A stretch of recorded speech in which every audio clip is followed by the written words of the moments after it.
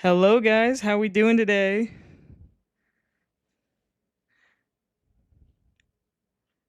Oh, what is that sound? That's not good. Right. So today we'll be playing National Park Girls. It's one of my personal favorite games. Just cuz it's such a chill game and I just when I want to relax, I like to play the game. I have not played this in like think a year and a half, 2 years. It's been a while. Like I have not played this game in a while, so I'm just happy to be returning back to it. I think it'll be fun. Um, oops, there's something on my mic. I'm gonna have to get that later. Um, but yeah. But I hope you guys enjoy it as much as I do. Let's get into this. Let me find. Hold up. Let me find it first. Oh yeah, I forgot. I keep forgetting that they changed the name from like National Park Girls to National Park Girls Love Our Parks Edition. There we go.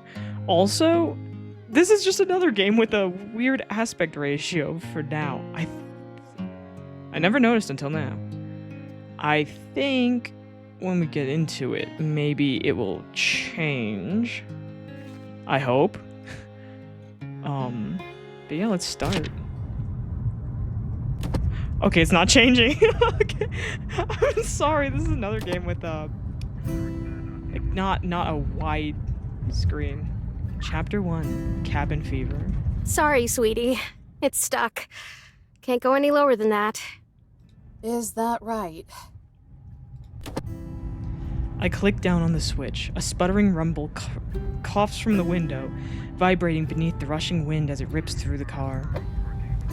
I click up on the switch. The window slides the rest of the way up with a smooth purr.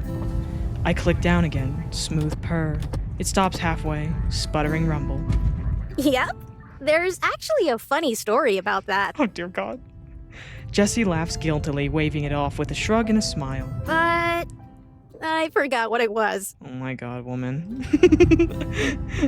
Sounds like every parent ever, like, oh yeah, the car's messed up, but and there's like a story to that, but we'll save that for another time. We smack a bump in the road. The car jolts up, tossing me into the door. I glance in the side mirror as we drive away from a pothole. Every problem in this park has a story. And there's a lot of stories. The park makes do with what it has, Eve. We're resourceful that way. I never noticed. I don't know if this is a newer problem or not, but why is Eve, like, quieter? Like, the dialogue is quieter than Jessie. Because Jessie's talking like a regular volume, and then Eve is just quiet. I roll my eyes as she gives a reassuring grin, but her reflection in the stupid broken window tells a different story. One of concern, rivers of coffee, and a decade of overwork. There might even be a small wrinkle encroaching on her cheerful round face, but I don't dare say anything. I'm quippy, but I don't have a death wish. Not yet. No, literally. I'm telling you, yeah. Never tell people. Yosemite this time of year is a mixture of green and white, where the winter snow still speckles the peaks of stone-gray mountains and blends into spring's revived trees. I close my eyes and let the whistling wind blow onto my face, and for a second I almost feel like a little girl again, riding in the back of my dad's pickup truck as we zip down the roads of Tioga Pass, anxious to explore the next trail. But right as I remember the smell of the sweet fresh air, a van speeds past us, leaving a trail of toxic fumes. The memories ripped away. The lingering exhaust resembles the similarly gray sky, and I have to wonder, if a storm cloud forms but it doesn't rain, is it still filled with water or is it just hollow? Static crackles out of the radio. Situation 1 has been resolved. Over. Jessie peels the mic off the dash, one hand on the wheel as she shifts to her supervisor voice. 10-4. Fill me in on the details. The reports end up being at 10:56. white male, early 50s. He was stumbling around when I got there. Stopped discharging his firearm as soon as he saw me pull up. Jesus, dude. Looked like he was shooting at some bottles. Yeah, don't do that drunk. I scoff. I don't even try to hide it. Jesse shoots me a narrow look. No altercation. But he didn't need to take a breathalyzer for me to know he was wasted.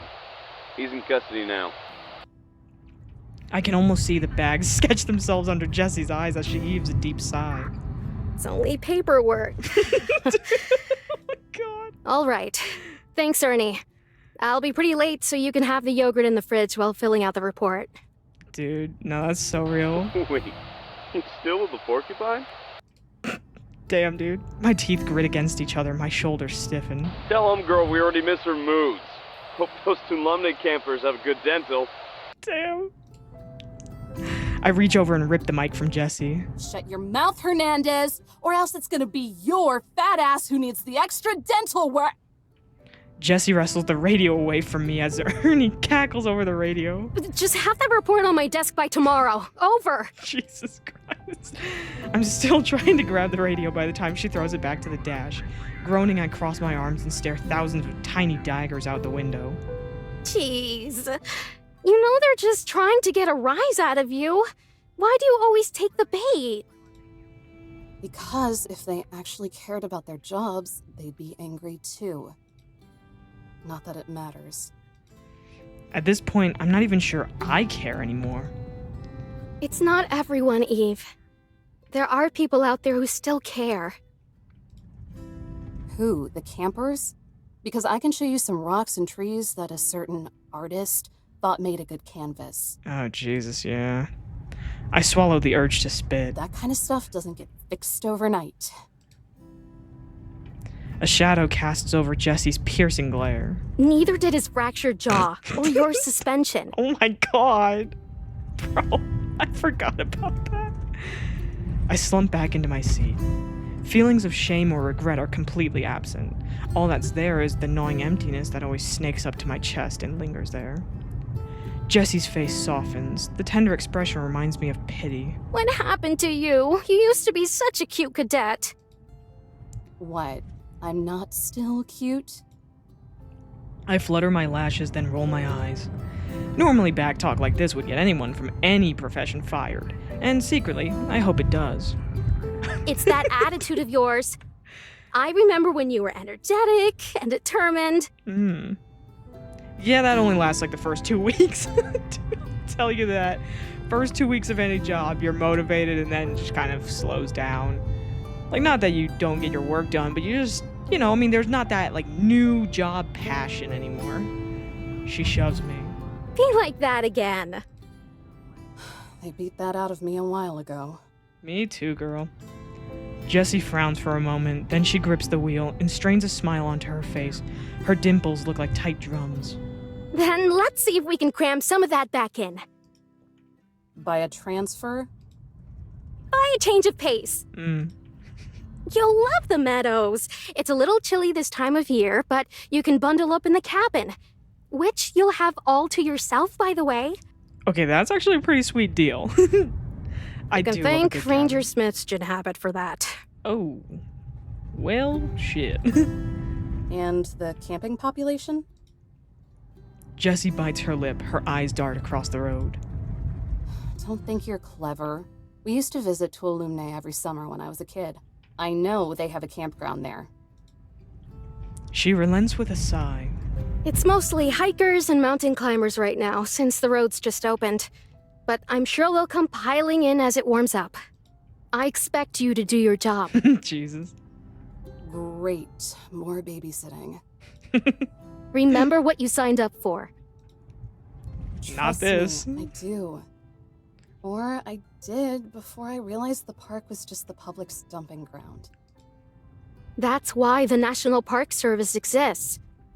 We can't protect every square inch of land, but we can manage parts of it. I scoff. If only. For most of these people, the parks are just toll roads. They pay to get drunk for a few days. Sadly, yeah. They'll sit around the campfire and talk about how much they connect God. with nature, and maybe even write poetry about it. Oh, Jesus, yeah. And then they'll leave the fire smoldering, forget to pick up their trash, and leave. And sometimes it's not even that they forget, they just do not care. That's what it is. Jessie cringes and audibly swallows. She stares at me with this uncomfortable gaze, like something ugly she can't look away from. Oh my God. And the truth is ugly, so fine, let her. She puts on another one of her smiles. Well, that's why we're here, right? That's our job. Enforcing the law to protect the land. But who are we protecting it for? Good question. I stare at Jessie with flat eyes, waiting for an answer I know will never come. Likewise, she side-eyes me, waiting as the radio occasionally crackles with a report. The same people who are destroying it. I lean back into my seat and stare out the window. And where's the justice in a job like that? The sun pokes through an opening in the clouds, but a sea of gray swallows it soon after. Jessie says nothing. I hear her fists squeeze around the rubber grip of the steering wheel. A knuckle pops, then silence. We pass a clearing and the forest that's been trailing us up until now, in the distance. I spot... Okay, wow, that's, okay, whatever. In the distance, I spot the smooth stone peak of Lambert Dome. Sometimes we would make that hike when I was a kid, and when we reached the top, I always felt like I discovered a higher perspective. Everything seemed so small, and the answers seemed so clear. And I wonder, if I stood up there now, would it be the same? Is what I do important? Does protecting this land and preserving its dignity serve any purpose? If not, does anything? By the time we begin passing families of pop-up tents and lawn chairs, the sky has dimmed to a deep gray. Slivers of blood orange and red glow out from pockets of open sky. We hook left and take a short beaten path. The tires crunch over dirt and gravel, then stop. Ooh, I love the sound of tires over gravel. It's like one of my favorite sounds. Jessie twists off the ignition. Birds chirp in the fresh silence that only breathes through the air when a vehicle stops. we're here. I'm out of the car before she even finishes, dragging my luggage out from the back. Arching into a stretch, I take my first unobstructed look at the cabin. What am I on? It's a modest building, guarded by a crowd of trees that extend far into the air, lumbering over the pointed roof. Nearly every inch of the cabin is built with the same sanded-down wood. It's inoffensively smooth. Tree bark has more texture. Not too small for you, is it? Jessie walks up beside me, twirling the keys around her finger. I glance over my shoulder. The campground is hidden behind a thick row of trees. Small glimpses of tents poke out behind them. Nah, it's perfect. Dude, this looks like my dream place. I want to have a cabin in the woods one day. Oh my god. The wood creaks under our boots as we climb up the steps. There's another station nearby, but they mostly oversee boring bureaucratic stuff. They'll leave you alone, but you might have to hand out permits if they're ever out for lunch or something. Okay, not too bad. Do I have discretion? Nope. Not a chance, sweetie. Oh, Jesus. She shoots me down with a song in her voice and a spring in her step. Knowing you, you'd tell them to jump in the lake before ever letting them fish in it. Me too, yeah. She's got me there. Okay.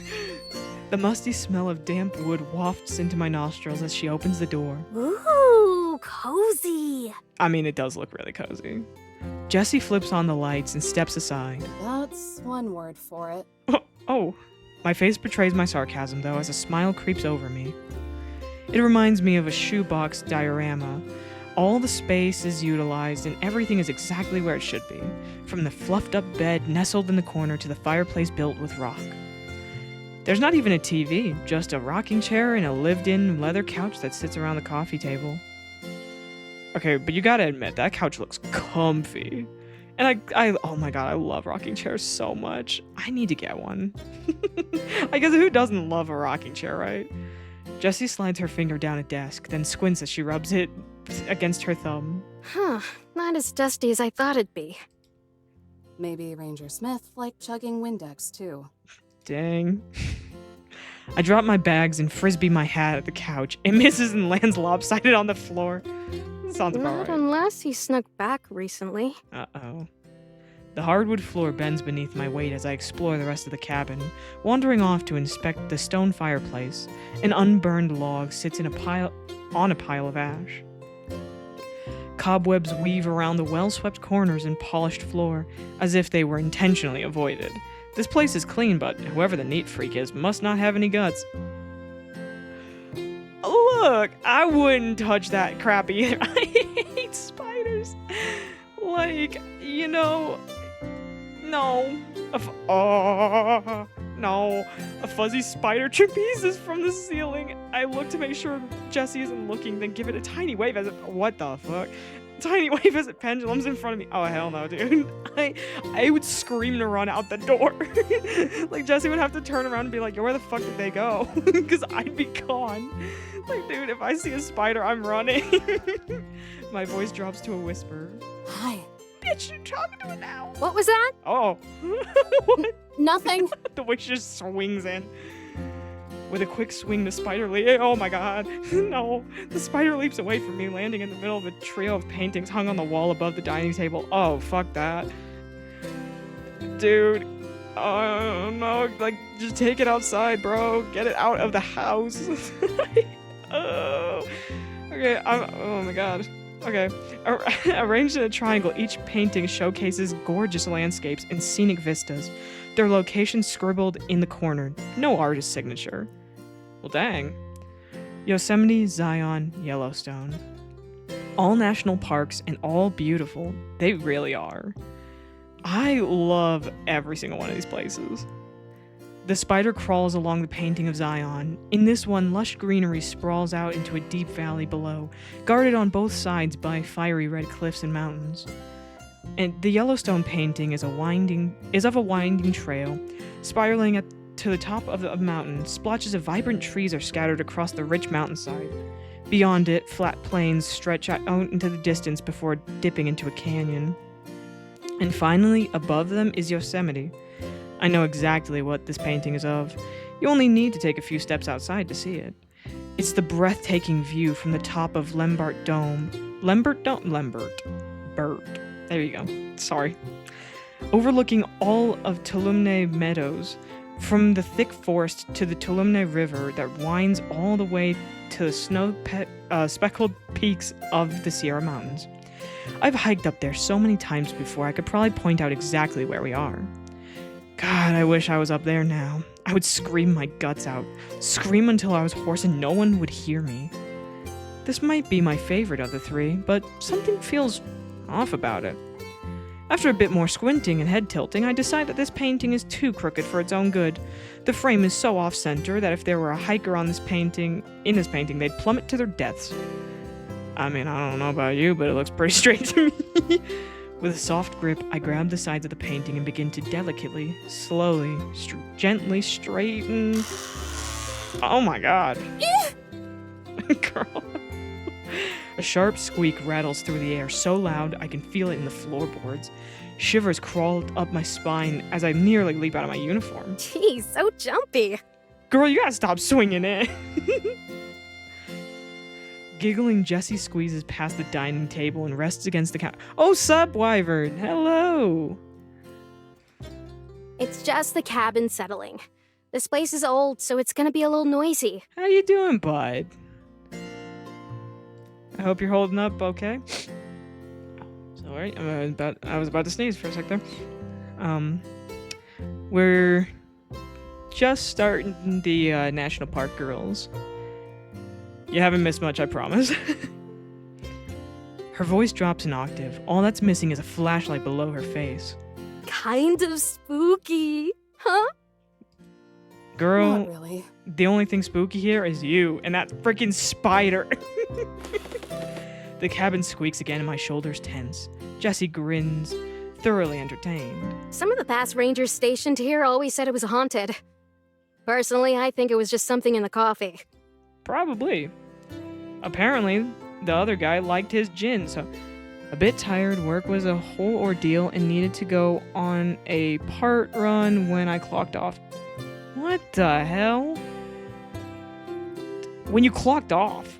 That's so stupid. Oh my god. Dude, that's bullshit. She picks up the percolator off the stove and rattles it around, flipping open the lid. She pulls out a small bottle of bottom shelf gin. Our tax dollars at work. Yeah. Just be happy we're not privatized yet. Make sure to recycle this later. Dang, bro. She hands me the bottle and tampers off towards a cabinet. I set it down on the counter and follow behind.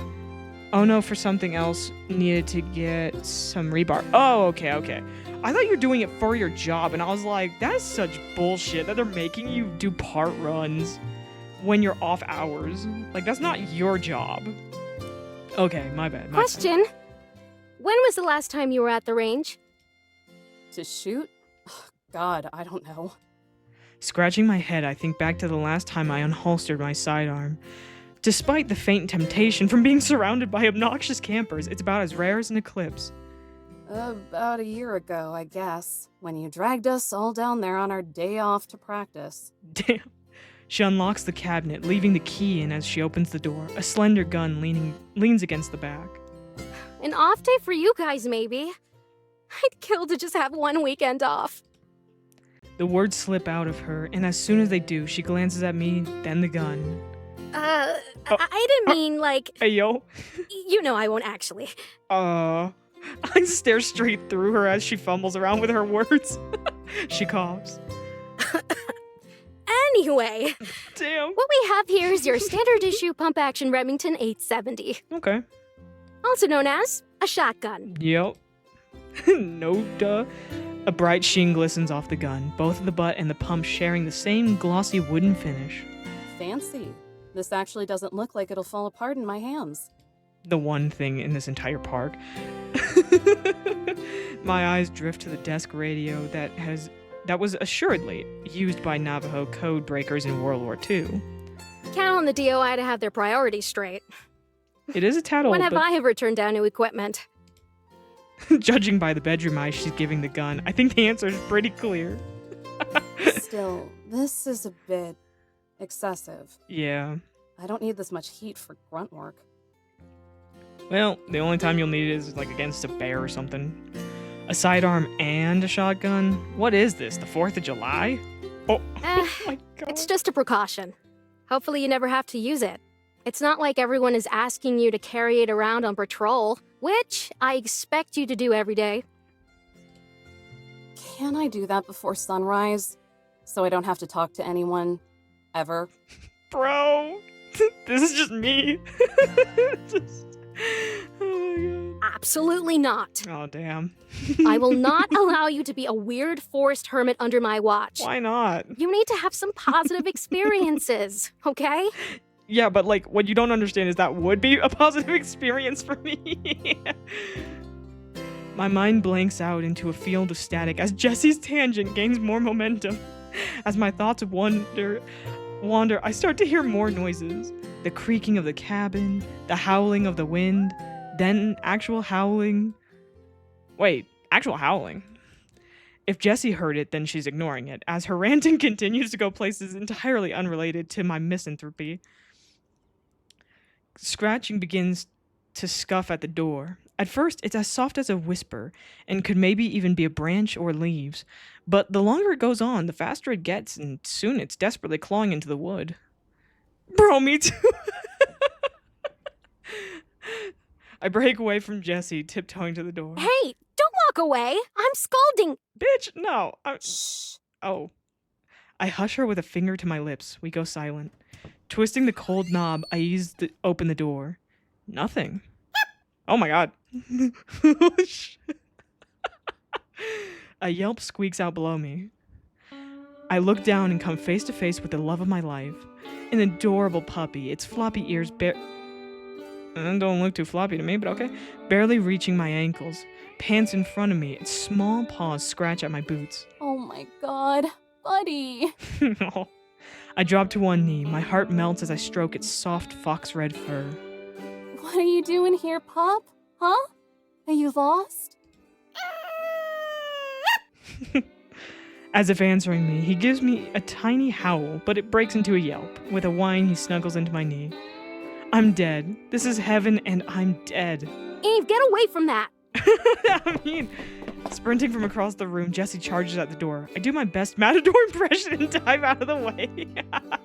I mean, you don't know if it has rabies. Mind you, it probably would have already bitten you if it had rabies, but, you know, some of them are asymptomatic and you don't want to get too close. Jessie stomps on the floor, her boot inching closer to the pup with every loud thud. Shoo! Shoo! Get out of here! Get! Pup yaps back, briefly challenging it, but whenever that giant, merciless boot lunges forward, his compact frame lunges back. The fight continues onto the porch with one last growl of defiance. Pup scampers off into the bushes, his ears poke above the leaves as he stalks us from the brush. What the hell? He wasn't doing anything. You scared him. Good. Maybe it'll stay away then. I glare at Jessie like she's the devil incarnate. Because she is. Don't give me that look. I reinforce my gaze with more steel. Orphaned coyote pup. Started coming around the camp, and Smith, in his infinite wisdom, decided to feed it. Not a good idea, I'll be honest. Unfortunately, as much as we may want to, it's for their safety and ours that you just don't feed the wild animals. I glance toward the bush again, but by now he's gone, hiding somewhere in the shadows as the sky darkens. I'll need to set out a dish for him like, girl, oh my god. Don't. Jessie scolds me with a single wag of her finger. Did she read my mind? I didn't say anything. I mean, she clearly knows you well enough. But you thought it. And if you have any sense, you'll... Yeah. She pauses, glancing up at the last glimpse of sunlight as the last glimpse of sunlight snuffed out. I'll lecture you another day. But for now, I have to get back to the station. Before Hernandez eats all the yogurt. With a nudge from her elbow, she starts for the truck. Yeah.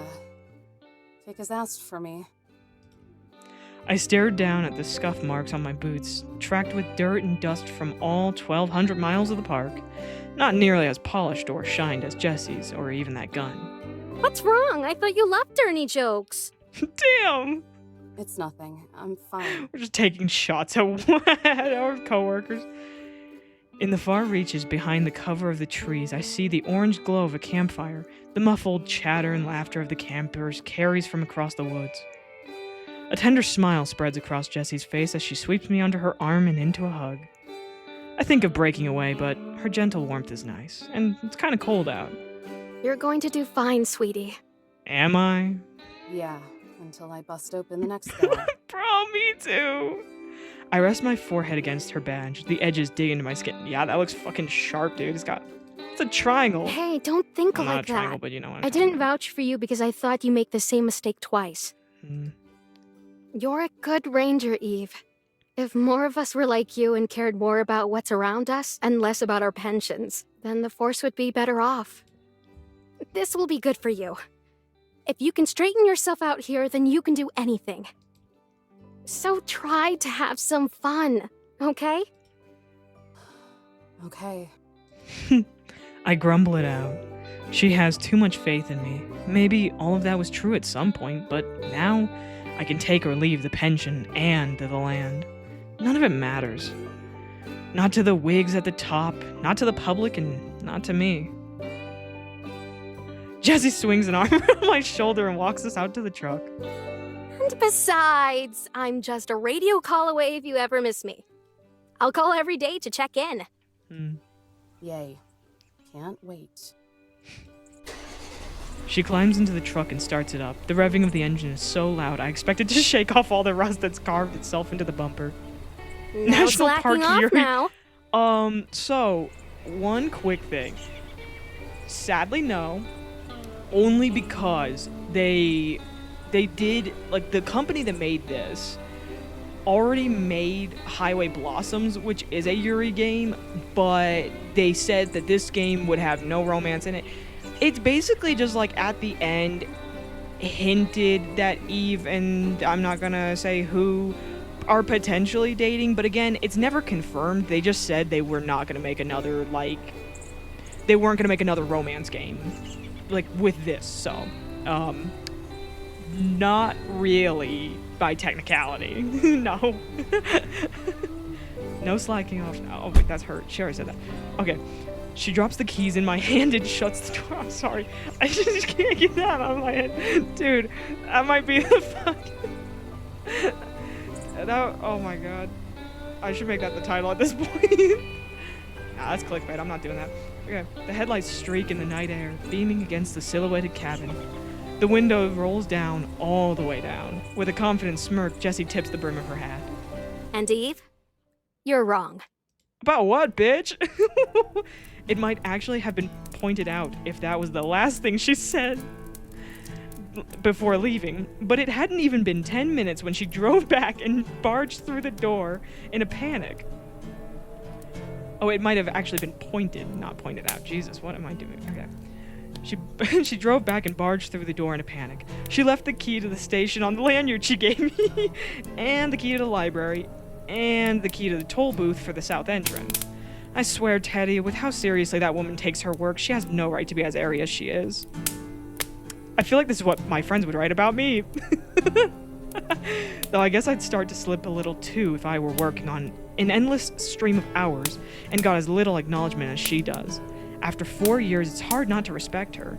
There's not a moment where she isn't on a call, or filling in for someone, or blazing through reports. Yet somehow she manages to stay as bubbly as dish soap. How is she able to stay so peppy and motivated? I can't figure it out, and I doubt I ever will. Anyway, that's enough about Jessie. I swear, I write about her at least twice a week. Let's talk about my newly assigned post, Teddy. The cabin itself is fine, definitely more my pace than where I was before. The furniture is old and cheap and perfect. I'm looking forward to the last bit of rain for the season, so I can feel the warmth of the fireplace and listen to the raindrops patter against the roof as I doze off on that lumpy couch. Girl, me too. Who doesn't love like a crackling fireplace and some wonderful just rain hitting the window? If it weren't for the circumstances, it might even be a dream come true, but in the end, I know why I'm really here. And deep down, regardless of her comforting words, Jessie knows why I'm here too. Teddy, the fact of the matter is this. I'm here because I snarked off one too many times, cracked one too many jaws. I can't choke back the last speck of my pride about what it is I do, and that makes me a problem. No matter how hard I try, I can't detach myself. Not completely. There's still a small spark, and all I want to do is snuff it out. And that's why I'm here, for penance and training. Call it what you will. A new post, a live-in job, but I know what it really is. A purgatory. My pen hovers above the page, inches from carving my thoughts into stone. Once that happens, they can't be taken back. It's a scary thought. Sighing, I drop the pen and reach for my mug, but instead of the lukewarm coffee I've come to tolerate, all that's left is a brown ring crusted around the bottom. I stretch out of the chair and let out my longest yawn in at least 20 minutes, maybe even 30. I drag my carcass to the stove and pour myself the last of the coffee from the percolator. Steam rises from the mug. I do have a cup of coffee with me. I did not get a good night's sleep, I'm not gonna lie. So, do bear with me. Okay, the coffee is thick and it's thick and sludges around like motor oil. Oh, hell no. Overcooked and bitter. It almost tastes like it too. Oh my god. But I'm not a snob, and coffee is still coffee, even if a gas station could whip up a better brew, and a percolator works as well as anything else. What the fuck? Besides, there's charm in that, isn't there? I don't know if I'd say that's charm. Okay. Enjoying things that are inferior and outdated. That I do agree with. That is kind of nice. Like, some things, it's not that they're inferior, they just may be outdated, but like, if we're talking about the disgusting motor oil coffee, no. I'm forced to stare at my reflection as I sip the coffee, but it soon turns into a foggy murk and I can't see anything. It's all that oil seeping to the surface. Oh, God. A gross thought, but it doesn't matter as long as it gives me the energy to keep going. Girl, I don't know, get an energy drink at this point. Those are... I don't know, yeah, I guess coffee's better for you by technicality, but dude, at this point, I think an energy drink would be healthier than whatever the fuck she's drinking. Journaling is hard work. Maybe even harder than working for the Park Service. Me too. Originally, it was just a way to get out all the energy that was bubbling around inside me. Butterflies, hopes for the future, dreams of making the park experience even better. But that eagerness morphed into a slow realization, and over time, that morphed into whatever I am now. Journaling became time for sharp, focused reflection. It's a good way to cope. Some people drink, some people get high. I complain about everything to a notebook. Oh my god, me too. By now, I at least have a dozen of them filled out Teddy volumes 1 to 12. I like to think they all share the same consciousness. The cup warms my hand as I lean against the counter. The wind kicks the cabin, and if I listen closely, I can hear night's nocturnal whispers from outside, chirping from crickets, the steady shaking of leaves. It makes me realize just how thin of a barrier from the outside world this place is. A cramped, fenced-in box. The only thing keeping me from the same darkness that's out there is a few dim lamps. A small choir of laughter and chatter echoes from outside. Reality decides to give me a slap in the face as I open the curtains and peer through the window. A group of 4 shadowy figures— oh, sorry. Dude, me too, was doing paperwork in my dreams and woke up late. Oh my god. Pour me all the coffee sludge you got. Oh. Bro, I love what it's not you doing paperwork in your freaking sleep, bro. Oh my god. That's so messed up. I'm sorry to hear that. But yeah, no. A group of 4 shadowy figures trip and wobble through the brush. I'm sorry. Okay, one of them falls flat on their face. Bro, me too. They laugh even harder than before. And speaking of needing a barrier from the outside world, I stomp over to the desk and snatch the flashlight. As I march over to the door, I remember that I've changed out of my uniform into tattered jeans and a flannel, hardly authoritarian. I reach over to the couch and grab my hat. Better. Yeah, the hat really sells it. Okay. The brisk air kisses me as I swing open, and then switch on. I think that meant as I swing open the door. You know, I never noticed that this game has a lot of, I don't know, like, the grammar is a little funny now. I think, because I swear, it used to be fine, but I don't know. Then switch on the flashlight. I shine the beam right in their faces. They freeze like deer about to be mowed down by an oncoming semi. Their laughter quiets into hushed chuckles, and the only one with half a brain tells them to shut up. One of them stashes a bottle in their coat. The one up front, the smart one, squints at me through the light. His shoulders relax and he throws me a casual wave. Oh, hey! Are you on break too? Wanna hang? Dumbass camper! 1,000 more of these kids could mistake me for another student their age, and it still wouldn't stop me from lobotomizing them with my eyes. I slip on my hat and stay silent. The Old Testament fear of the Abrahamic God shadows his face. They all shrink back. Do you know how many people go missing out here? What? I said, do you know how many people disappear in these parts annually? A lot? He looks to his friends for an answer.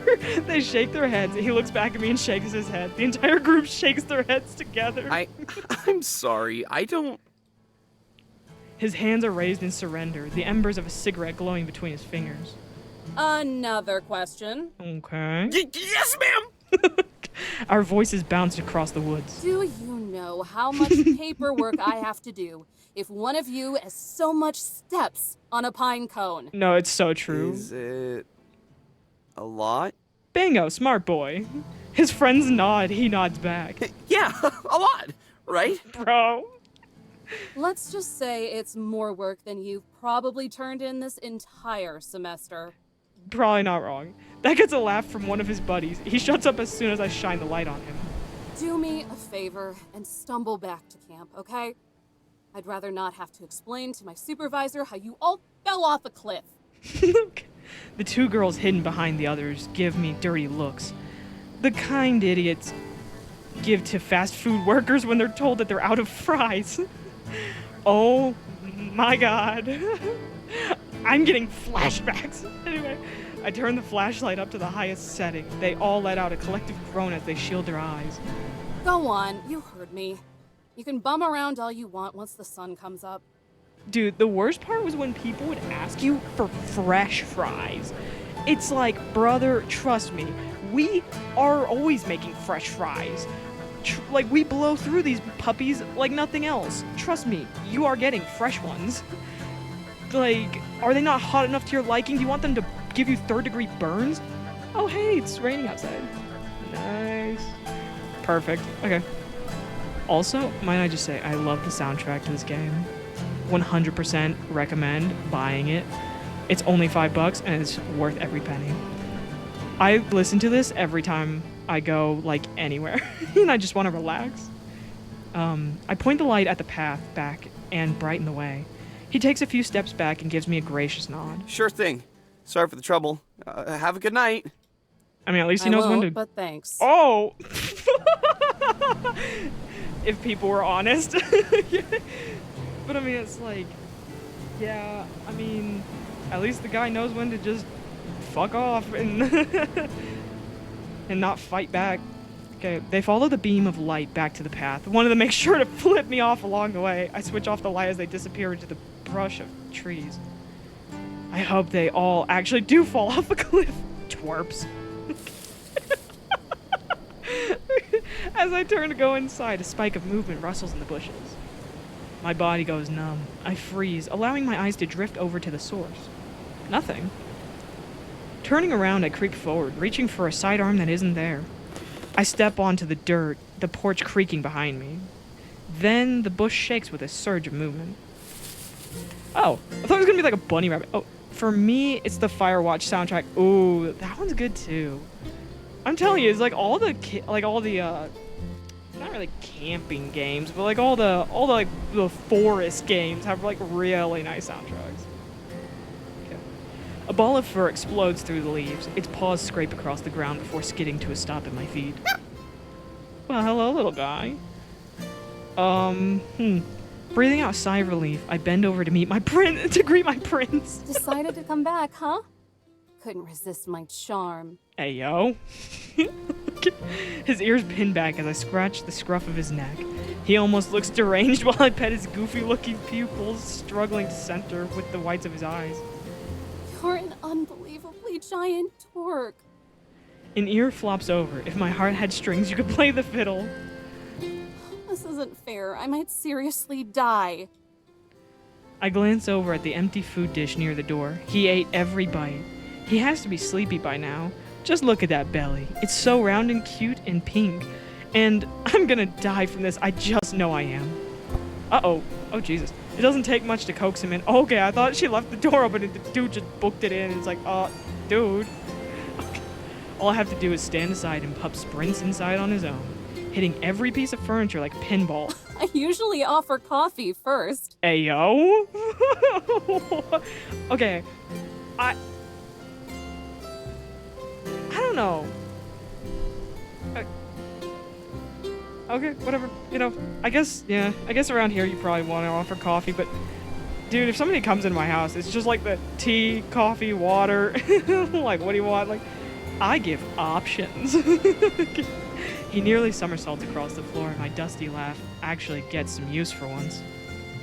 A gust of chilling wind breezes past me. It lifts up my hat, but I grip it back in time. Strands of my hair fly in the same direction. The trees sway violently, shaking their branches like angry fists. Clouds curtain the last sliver of the moon, submerging the woods in a darkness deeper than any sleep. The cold seeps into the notches of my spine. Shuddering, I rub the warmth back into me, locking the door on the way inside. Like thunder, Pup runs up to me as I enter. Then, like lightning, he bolts back onto the couch. I grab a pillow from the bed, then meet Pup at the couch. His front legs stay perched on the back of the couch as he peers over it. Oh, no you don't. I snatch him up by the fat of his neck. He nips at my wrist, but it tickles more than anything. I drop the pillow, then drop Pup on top of it. Bro, how thick is this lady's skin? Because I'm telling you, puppy teeth freaking hurt. They're like little knives. Because they're so small and thin that they feel like somebody's like poking you with a push pin. At first he tries to wriggle free, but I keep the pressure on his back, and he eventually gets the message and lies down. I'll get you something more comfortable soon. My leg brushes against the coffee table as I get up. A stray magazine catches my attention. Jeez, Jesse, did you leave this too? What kind of magazine? A bag of lemongrass tea sits between the pages, acting as a bookmark. Ooh, that stuff's so good. Did she not have anything else she could use at that time, or was she just lazy? Oh, dang! Girl, just use whatever you got, right? I mean, a bookmark's a bookmark. The cabin creaks with the blowing of the wind. Pup's ears stiffen in alert as he quietly gazes at this closet door.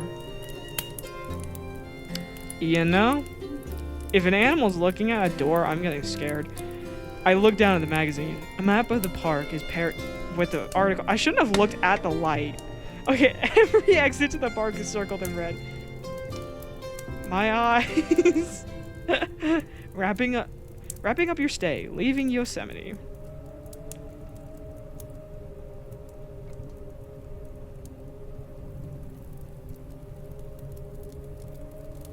The night breezes right past me. Every time I look up, the clock has passed another hour, and the gap only grows larger.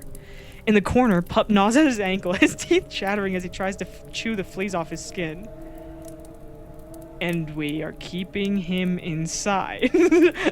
I'm just saying, there are choices that are being made, and I disagree with them. Like, girl, you do not want to catch Lyme disease or anything from these fleas and ticks. Oh my god. I flip through this thick stack of pages I've written on tonight and weigh them between my fingers. Not a bad way to break in a new journal.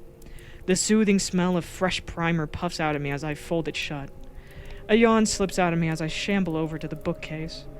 Light reading before bed is never a bad way to end the night, especially eerie nights like this. I'm telling you, that is my night routine, is I will read something every single night before I go to bed. It's like the only way to shut my brain off, because it also stops me from like being on like YouTube or anything, so then I'm like not just doom scrolling videos and watching like new videos as they pop up in my recommendation on the side. It's like, oh yeah, I could watch that video. I'm like, no, put it in the watch later and get back to it tomorrow. Go to sleep. Her eyes are perfectly angled at Nova. Yeah, she's looking so disappointed at my baby. Don't you look at him like that. She's like, damn, not my dog. Oh my god. Yo, whose dog is that? Okay. Frost has settled around the edges of the windows. A touch of fog strokes the glass, and looking into the darkness beyond it is like staring into the black of a pupil. Warmth and comfort flicker in my chest as I run my finger over the spines of every book.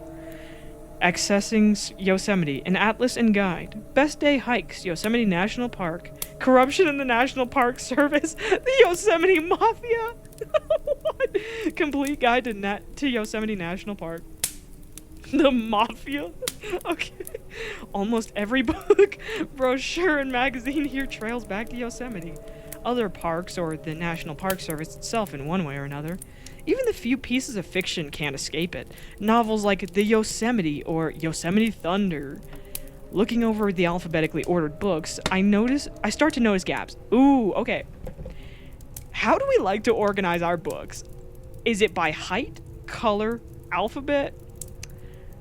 I don't know. I am so disorganized.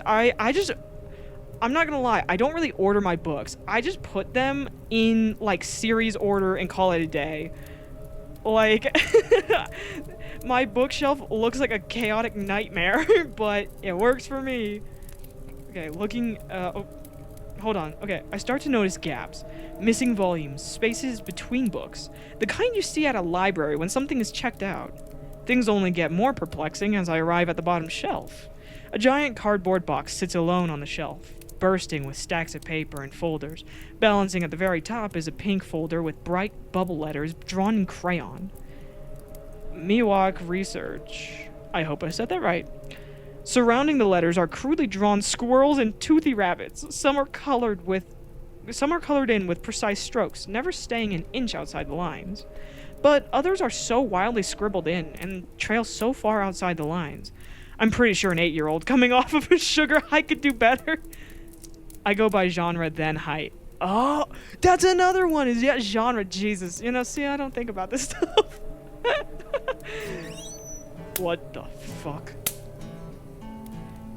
Girl, now she's looking at me. I didn't do it. I promise, I didn't do it. Oh my god. As I reach down to grab it, a drawn-out squeak sings from the kitchen. Oh, fuck that, dude. Where's that shotgun when you need it? The distant sound of bending hinges sends my heart racing into my throat. That wasn't the cabin. That wasn't the cabin settling. Oh, no, you don't say so. You don't say. Pup bares his teeth. A low, vibrating growl rumbles out from his tiny body. He sounds primal and large. Yeah, I don't know about that one. Puppies never sound like a big, scary animal, but okay. Just like earlier, his ears point into the air. He stares at the corner, and I follow the direction of his snout. The closet. So the closet is in the Are we talking more of a pantry? Who has a closet in their kitchen? Well, it is a cabin, actually. It makes sense. Kind of have to work with the space you got. Just to skip away from it, the cupboard by the sink hangs open, still easing to a stop. What? Sounds more of a pantry than a closet. Or am I just being a jerk and people call them both? I don't... Because I feel like a pantry is like specifically... I don't know, maybe this is just... I'm being too American, but like, don't we call them pantries? If it's in the kitchen, it's food related. Because then like a closet is like for your clothes and stuff and storage. Like, what? I don't know. I think I'm being too... Maybe it's just me. Okay. The hardwood floor bends beneath my feet as I walk over. Suddenly, I lose traction. My feet slide out from under me as I slip towards the counter. What the fuck did you slip on? Okay. I yelp, my forehead almost Ooh, shit. With the sharp corner of the counter. I reach my hand out and grasp it. The edge scrapes across my palm. That was a little too close. You don't say. I give Pup a stern look, but he's still fixed on the closet door. Did you do this? For once, I hope the gross answer is the correct one, but looking ahead, a trail of water leads to the closet, and I start to think I'm not that lucky. Girl.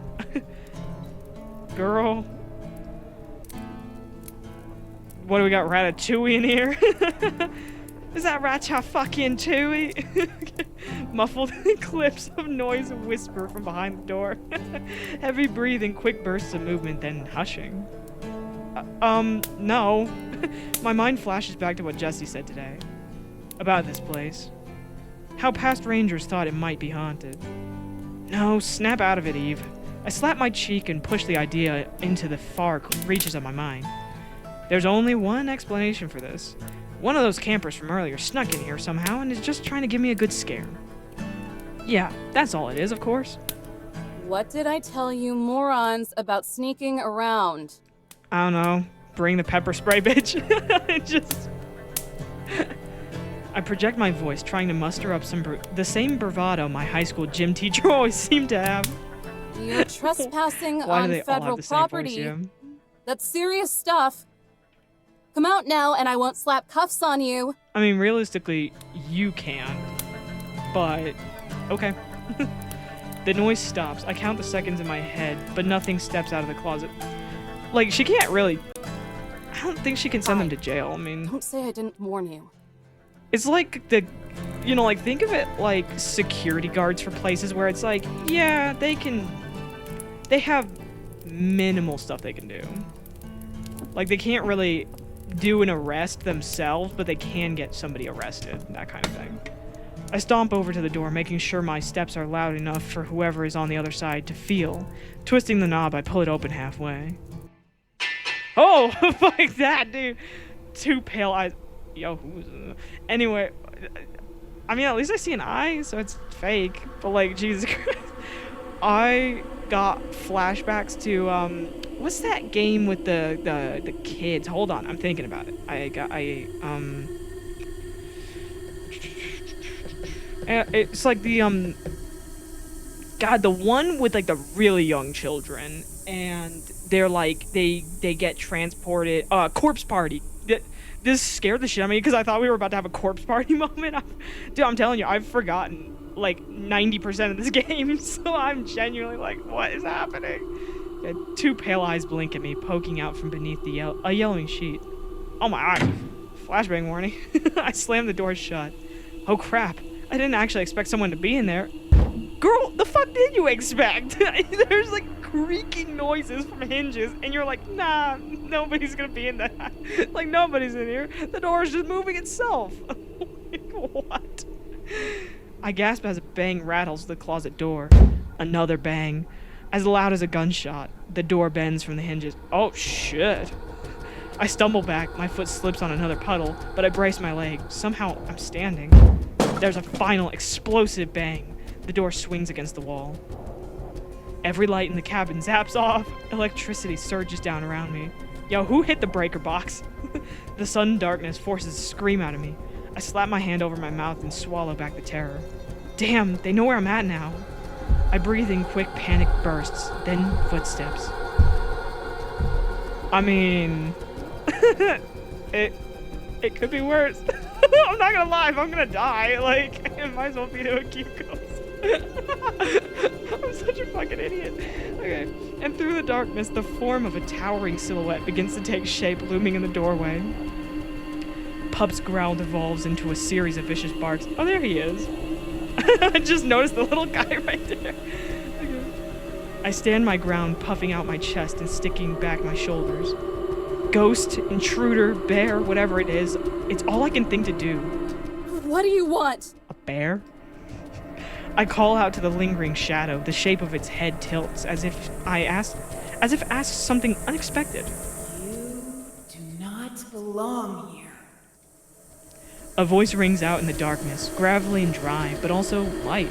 Higher than I would expect a demonic presence to sound. Hey, yo! Don't judge the demons. Not that I believe it's a demonic presence or anything. This is my post. And according to my supervisor, I do. Okay. We do not concern ourselves with the laws of mortals. We? A dim glow flickers from the closet, illuminating the figure in blood red. Water drips from their soaking hair, their bangs shadowing their eyes. They stand unnaturally straight, as stiff and dangly as a corpse. Colorful patterns weave around their leather clothes, beads wrapped around their neck. A girl? The ghost in the sheet hovers past her. Damn, what? Ghosts can't be women? Yeah. Floating in the air, a shiver tingles down my spine as it levitates several feet in front of me. This has to be a prank. I'm getting punked. Jesse and Ernie are in on it. Leave us to our resting place. Okay. Yeah, I'm pooped. Bruh. A high-pitched, energetic voice shouts out from the closet. The tall figure kicks back her leg. There's a yelp as the red light around her flickers for a moment, then reappears. No! Jesus. Just like, shut up. Thunderous wind hammers against the cabin. Her shout reverberates through the wood. A moan howls from the sheet ghost, muffled by the fabric. It's spooky in the same way a child making ghost noises on Halloween is. Ooh. As much as I'd love to, and believe me, I would, I can't do that. I'm already on thin ice. The tall figure stutters, and while I can't see her eyes, I can make out a deep frown.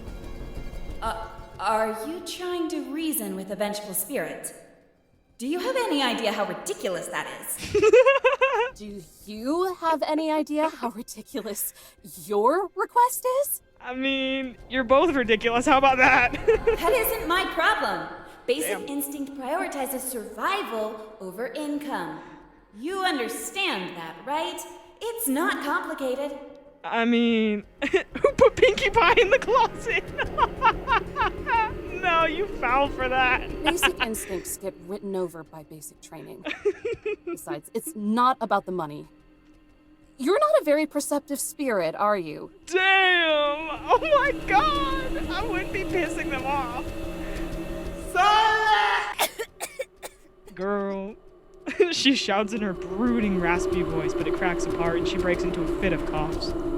Just shut up, okay? Shut up! That's me. Where it's like, okay, damn, it's not working. The bravado in her voice is all but gone. The vengeful spirit is now merely a frustrated one. If you stay here, then whatever happens is going to be your own fault. Okay, I can live with that.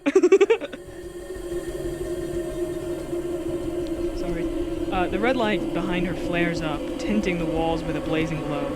Pup's barks return with killing intent. The sheet ghost lunges at me through the air. I spin around, diving for the gun cabinet. Come on, Jesse, come on. Please tell me you forgot to lock it.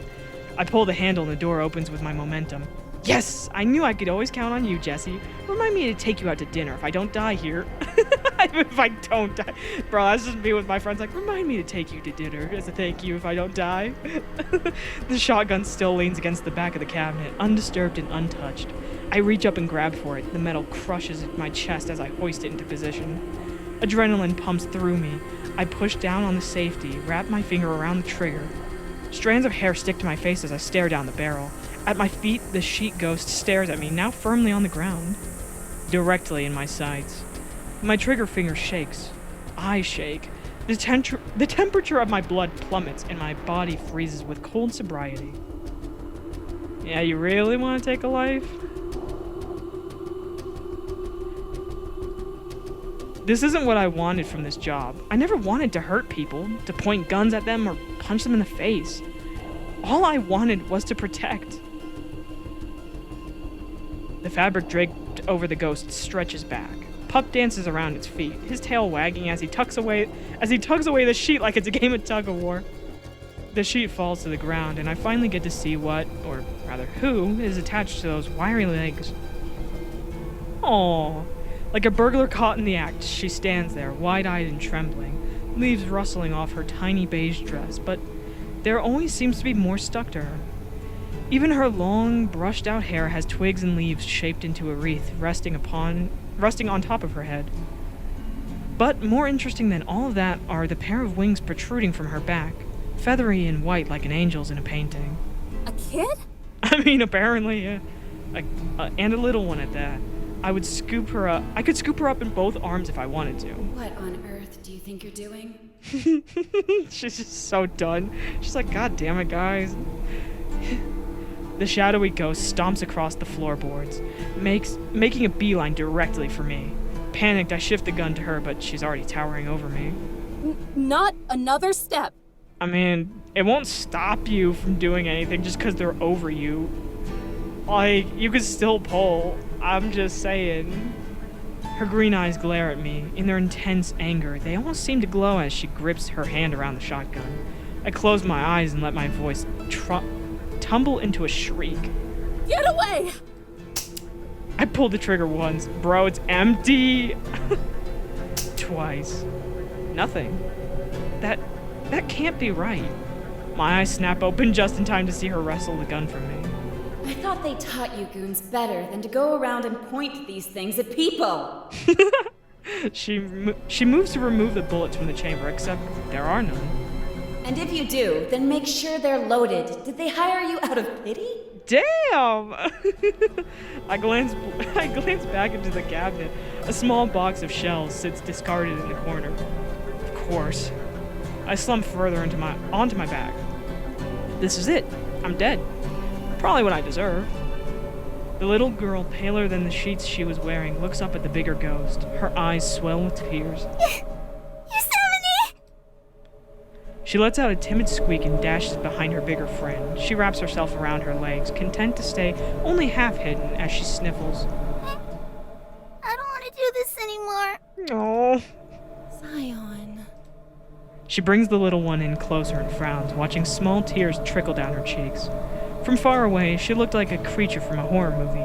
Unnatural blue hair with frosted white tips, her entire body drenched in that red glow. But after seeing her up close and watching the concern wash over her, she almost seems like a normal girl. Almost. Zion? Yosemite? Just who are you people?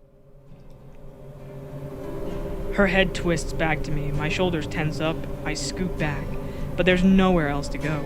Silence, mortal. We have haunted these grounds long before you were here. Girl, I don't think the act's working anymore. Oh! Oh my god. The red light from the closet fades away. The lamps surge back on along with the rest of the power. And we shall haunt them long after you've returned to The ground. She pauses. I blink at her. She blinks at me. And I look at him. Yellowstone? Girl. Yeah, boss? The closet answers back. Wanna tell me why the lights are back on? Not particularly. Well, 'cause I flipped them back on, duh. Damn. I can see that. But why? I slowly reach for the gun. One chance to take it back. Maybe even the shells too. 'Cause the jig's up. She's not buying it anymore. I'm not even gonna comment. Okay. A teenage girl springs out of the closet. Her clothes are a colorful array of pastel, and her bright twin tails bounce up and down. She'd be the most normal looking out of all of them, if not for one distracting detail. How fucking neon her clothes are. Sprouting from the top of her head like a mountain erupting from the ground is a giant cone, flattened at the top in various shades of brown. It reminds me of a volcano from a child's science project. Is it a costume? A hat? It looks like it blends right into her hair. See? She's already getting ready to flip your lid. What? The bigger one glances back at me. In my confused daze, I completely forgot about my hand hovering over the gun. Rolling her eyes, she yanks it away and slides it to the other end of the room. She squats down with a flat stare. She gives me a flick on the forehead. A dull pain ripples through my skull. I know you're eager to take my home away from me again, but let me sort this out first. Okay, gunslinger? Damn. I soothe my forehead while grinding my teeth into fine powder. Like... No, not okay. How about you try doing that again? A slimy grin squirms across her face as she raises her hand again, thumb and finger ready. I brace for the next flick before it can come. Pup hops to my rescue and lunges at her ankle. She stumbles away in time, but Pup stands his ground in front of me, snarling. Good boy. Damn. What did I ever do to you? I give you belly rubs and everything. She whines. Pup howls. I think I love this guy a little more with every passing minute. Zion, sweetie, can you keep the fluff ball at bay for me? He was a good investment. The little girl, who has since retreated to the kitchen with her other friend, gives a quick nod. Okay. With intense focus, she flaps her little wings and drifts across the room, patting her lap as she calls for Pup. Hey, boy. Wanna play? She puckers her lips to whistle, but only air comes out. When she realizes that won't work, she clicks her tongue, digging into her hair. She untangles a twig, then waves it around for all to see. I grew a new stick for you. Please like it. You fucking what now? What the? Okay, you know what? So maybe the dog wasn't such a good investment after all. Damn, dude. He just straight up fucking said, yeah, you're on your own, kid. Okay. Pup's head snaps up. His snarl melts into a smiling pant as he dashes over, completely forgetting about his duty to protect me. This was a disaster. You don't have to tell me that twice. The tall girl pinches the bridge of her nose and sighs. No small part thanks to your lack of commitment. She turns to the one in the kitchen, whose head is bobbing back and forth to a silent melody. I was tired. She slumps over the counter and groans. Oh, we've done this like 1,000,000 times. It's the pits. Damn, bro. We do it because it works. That last guy rarely stepped foot in here after we gave him a good scare. So, they really did think it was haunted. How gullible are That's these because people? it is. Now go away. Okay. She's different. Dollface over there put up a fight. The fuck you just call me? Girl, it's too early for that. Also, if a child, like if a teenager calls me that, ain't no fucking way. You're younger than me. You are not calling me that. Dollface. I'd be annoyed if this weren't so confusing. No, literally, it's like, girl, ain't no fucking way. I don't like her. You don't like nobody. Damn. She's Snoopy. What? She gives me a suspicious eye. The feeling is mutual. Conehead grabs the... Jesus. Conehead grabs the tea kettle from the stove and skips over to us. That's kind of why I like her. Ayo. Who you calling Conehead? Oh god. She flips open the kettle's lid and holds it up to her tall friend. The tall one... Oh, hell no. The tall one wrings out her hair like a wet rag. Water, more than any sponge could retain, flows into the kettle. Oh, fuck that, dude. Ew. When she stops, the water is near the top and her hair is bone dry. What the hell? Yeah, exactly. Well, I'm glad you feel that way, even if it's incorrect. Oh my god. Fumes begin to wisp out from the opening at the top of Conehead. A red glow crackles beneath it. No, seriously, what the hell? Delicately, she balances the kettle on top of her head. Lemongrass again? Please, and don't sneak sugar in it this time. Yo, Wyvern, that's you. You don't like anything in your tea. Steam begins to rise from the spout of the kettle, followed by a simmering whistle. The whistle gets louder, and the arguing drags on. Pup barks as he rushes across the room to fetch the stick. The steam grows thicker. And as the noise builds... Oh, shit. I honestly thought my computer was glitching with her head. The mountain doesn't look connected. Yeah, they did some weird blending with the hair and the volcano. It's weird. And as the noise builds and builds and builds, I feel my blood boiling in my veins. Any fear I had has been suppressed by the intense need for some peace and quiet.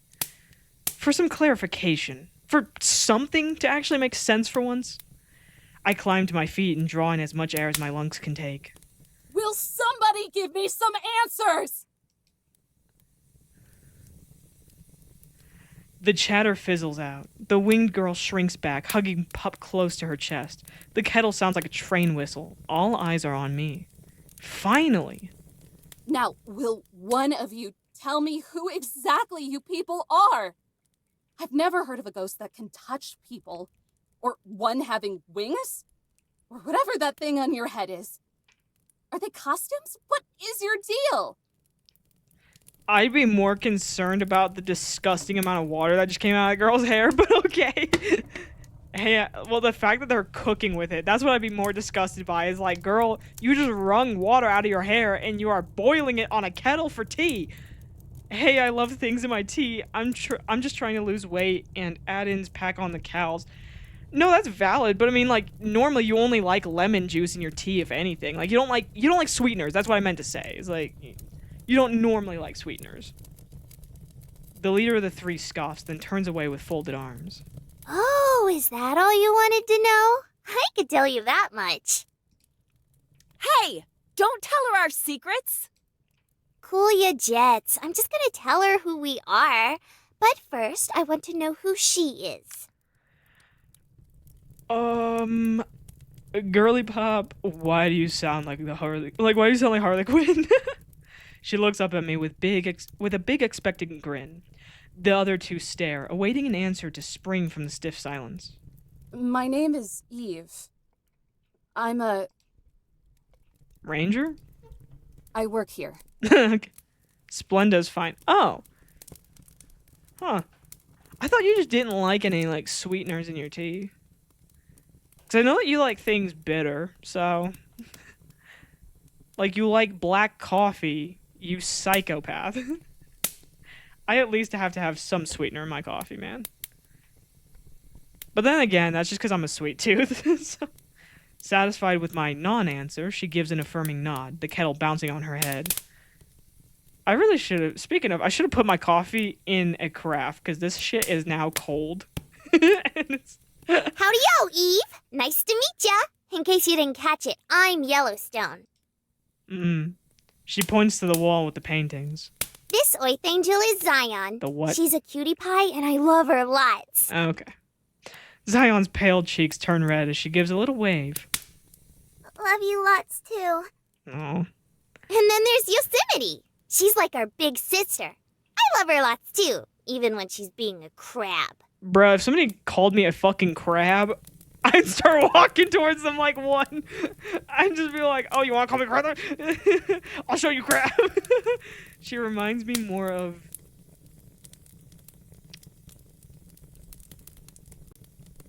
Who the Drawn to... Why do I feel like I know this? Drawn Together. I will have to look into that. I swear I know that character. Oh, hold on.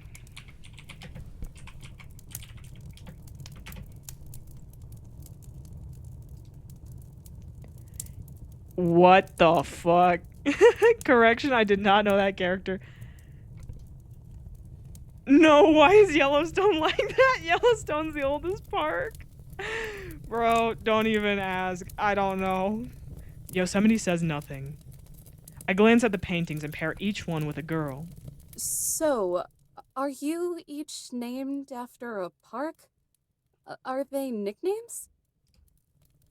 Yellowstone tilts her head and blinks. No, She points to herself. I'm Yellowstone. Uh-huh.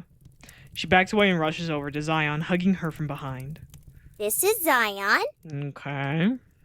She runs back to Yosemite and smacks her back. Oh, I can practically feel the loud slap as Yosemite nearly leaps out of her skin. And this is Yosemite. Somehow the kettle stays balanced on top of Yellowstone's head through all of this. I try putting 2 and 2 together, but I keep ending up with 5. So, what are you saying? You are the parks? No, we're just... I don't know, people dressing... Like, we're just cosplayers. Her face scrunches in thought. The steam evaporating seems like it could be coming from her brain itself. She looks to Yosemite for answers. Yosemite nods. Sure, that works. Damn. No, you ain't. All right, I'm radioing my supervisor. Bruh. But why? Told you no one would understand. Girl, how do you expect me to understand? I don't know how you're pulling off these magic tricks, but trouble is trouble. And you 3 are definitely that. I spin around and start for the desk. Panic warps Yellowstone's face as she switches between me and Yosemite. The kettle whistles above her until finally she decides to hand it off to Yosemite. 1 sec. She snatches my wrist. The fumes from her head puff behind her as I try to pull myself away. Let go! Girl, you can't even Do you beat just a not teenager. believe us? You can't even... How weak is Eve? Shouldn't Yellowstone at least have some blue hair for the geothermal pods? See, I don't know what the fuck this outfit is, but... You know, I don't want to be rude to, like, the design team. I feel like they're trying to pay, like, homage to that. But also, like, I don't know if it's not even, like, the thermal pools or anything. If it's, like, I don't know. I don't know, dude. I don't believe you, I don't trust you, and most importantly, I don't want to deal with you. Me too. I'm not gonna lie. That's me. My feet drag as I tug her behind me. Her grip is surprisingly firm. With each step, she squeezes harder until I can feel her fingers pressing into my bone. What if I can prove it? I love that the little picture changed and be a little... When did that happen? I don't know, because, mind you, I will say, when I last played this game, it was, way different. They didn't have, the banner used to look different. They didn't have, like, the little wiggling sign to, like, click forward and stuff like that, and they didn't have, like, the little pictures or the, now they have, like, those, the transition screens. They didn't used to have those, so I'm like, I played it when it was coming out, like, as each episode came out. So I'm like, I'm just like, dang, this is like a new game, basically, like, compared to what I played back in the day. Don't bother. Just get your painting and the rest of your stuff. We need to go away for a while. She ignores Yosemite and keeps pulling, digging her heels into the floor. Her grunts get more pained as she wraps another hand around my forearm. Please! Just a chance! Once again, girl, you are being beat by a teenager. You are a grown-ass woman, and a teenager is somehow stronger than you. I don't know what that says. Our conga line passes Zion and Pup. Pup's tail wags as he looks to her, waiting for scratches and pets. Zion looks up at me with her big, sorrowful eyes that only seem to get bluer as she gets sadder. Pup paws at her dress, his ears flop. The single heartstring inside me tingles. There's that fiddle again. I sigh, stopping before Yellowstone can yank my arm from its socket. I just love that puppy too much. 30 seconds. Okay. Yellowstone smirks, a twinkle of sparkles in her eye. Gripping my wrist together, she turns to Yosemite. Back in a jiffy.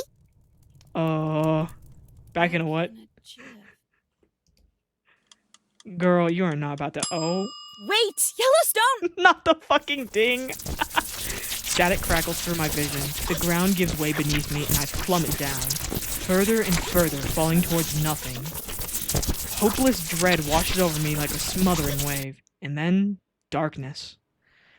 Howling wind blasts through my hair. I hear leaves rustle as the air whips past my cheek. My legs dangle below me. I look down. I wish I hadn't.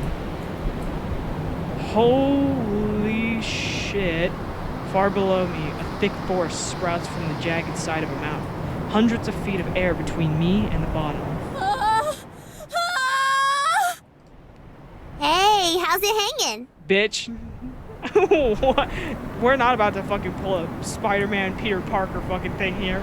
I look up to see Yellowstone peering over the cliff, still holding my arm. The moonlight spotlights her gigantic grin. What? Oh, God! Cool view, right? Do you believe me now? Bitch, what? Like I have a choice. It's either that or you drop me. I flip my head in all directions, but all I see are far-off silhouettes of other hills and mountains, all of which look like anthills from up here. The scream finally breaks through, louder than I knew I had in me. Higher, too. It travels far into the distance. Help, pull me up! Whoa, stop moving so much. I'm gonna lose my grip. Oh, Jesus. Don't let go. My body swings like a pendulum. I grip Yellowstone's hand tighter. Aw, you don't like it? No! No, take me back! Me too. She whines, puffing her cheeks out as she pouts. Jeez Louise, don't flip your wig. Don't. Girl, I hate teenage. I'm pulled upwards like I'm being sucked up by a vacuum. The wind tunnels around me. And then I'm back in the cabin. The warmth feels like a hug and my legs feel like jelly. I drop to my knees and catch my shallow breath. Yosemite paces around the room, stopping in her tracks as soon as she sees us. You! Is your brain made of mush? What were you thinking? Yellowstone sticks her arms out like the wings of a plane, and spins around the room.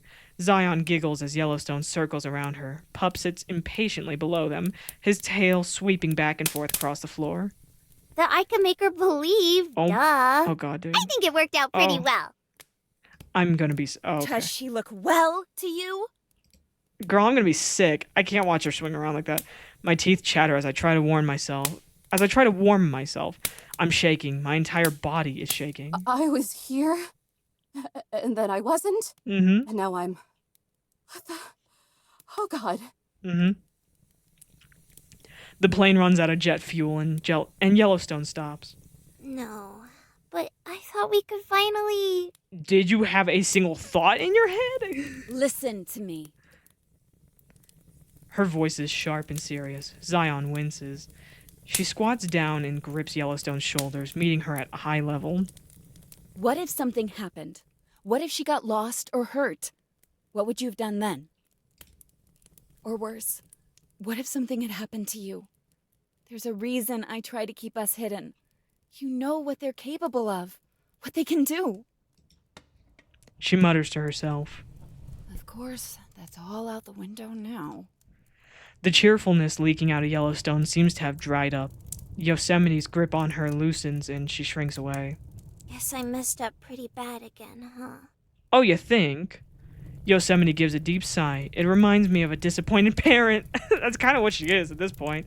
Zion tugs at Yellowstone's hand. I think you did a good job, Yellowstone. Yellowstone gazes down at her with a sad smile, then squeezes her hand back. A long yawn squeaks out of Zion, high enough that that only the tail end of it is audible.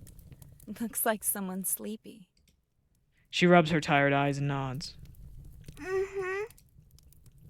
Yosemite combs her fingers through Zion's fairy tale hair. Get her ready for bed while the human and I negotiate. Yo, why are you using the word human like a fucking slur? Okie dokie. Yeah, that fucking human over there. Oh, God. That's the saddest okie dokie I've ever heard. I'll be right I've there not to heard tuck you okie in. dokie in years. Might even tell you that story about the swallow you like so much. Swallow story? I don't remember that one. Uh-oh. For a moment, Yosemite freezes, then she shakes out a chuckle. No, of course. Why would you? Dude, that's so fucked up. What? Leading her by the hand, Yellowstone pulls Zion along. There goes the pup.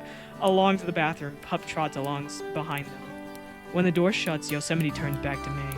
Her posture stiffens, perfectly straight and all business as she walks over to me. You alive? No. Like, just barely. She towers over me like a giant sequoia. I feel her footsteps vibrate beneath me as she gets closer. Just leave me alone! I crawl to the nearest corner and hunker down using one of Zion's fallen branches as a shield. Relax. I'm not actually going to eat you or whatever you think I planned on doing. I mean, I wouldn't be opposed to it. I hurl the branch at her. It skims past her shoulder. I don't care. Just go! A lump catches in my throat. I look around at the mess that's been made. The streaks of water on the floor, the tossed away gun, and the open cabinets. I take a look at the whole cabin. Small and homey, but I still know what it's really for. It's a purgatory. A sanitarium to clean me of any lingering pride. This is my punishment. And if that's the case, then maybe I'm not actually a I think she meant in purgatory. Maybe it's actually hell. I bring my head to my knees and keep it there. Hey, are you okay? I'm sorry about that stunt she pulled. Yellowstone always gets too excited for her own good. Her voice softens, sounding more like she's talking to Zion than a foolish mortal. Just leave. Please. I swallow back the emotion, but my voice still cracks. I just want today to end. I'm tired. Me too. She swoops down in front of me. Well, you're in luck, because I have a truce to propose. Okay, I'm listening. I look up from my knees and sniff. Yosemite's inches away from my face. She gives me a gentle grin. I'm listening. To get right down to it, we're exhausted too. It's been a long day for us, so how about we let you sleep here for the night, and then, in the morning, you can call your supervisor and send us on our way. You think I'm dumb enough to fall for that? You'll murder me in my sleep. I mean... In the time it would take to strangle you, I could read half of an entire book. Why waste my time with it? Besides, wouldn't you rather not have 3 trespassers wandering the park at night? She's not wrong. I have the campground to think about too. If they started causing trouble with campers, then this could spiral even further out of control. Look, just take the olive branch. I'm trying to play nice. I think about it for a moment, how I might wake up being smothered by a pillow, how I might not even wake up at all, or if I do, how they might not even be here at all. But it's dark and late, and my brain is slush and fog. So, I humor her. I'm not going to get a bullet to the face while sleeping, am I? Only Neanderthals use guns. I think you're proof enough of that. Damn, okay. It's an insult, but she chuckles. It's not very funny to me. I think again. And I get the bed? Her joking smile is stripped away. She sighs. I guess there are sleeping bags around here we can use. She's like, fine. So what do you say? Do we have a deal? Or is this night going to get even longer? She extends her hand, and for the first time, I notice her ears poking out from under her hair. Both are slender and pointed, with tips as sharp as daggers. I don't know who these people are, or even what they are, but I do know that I need some damn sleep. I grab her warm hand, and she hoists me onto my feet. You've got yourself a deal, but you're out of here first thing in the morning. Okay. I could do that.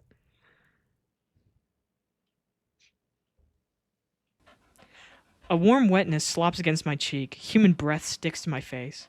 My eyes crust open and drift to the edge of the bed. With his front paws perched on the comforter, Pup continues breathing in my face. His wild tongue dangles below his jaw.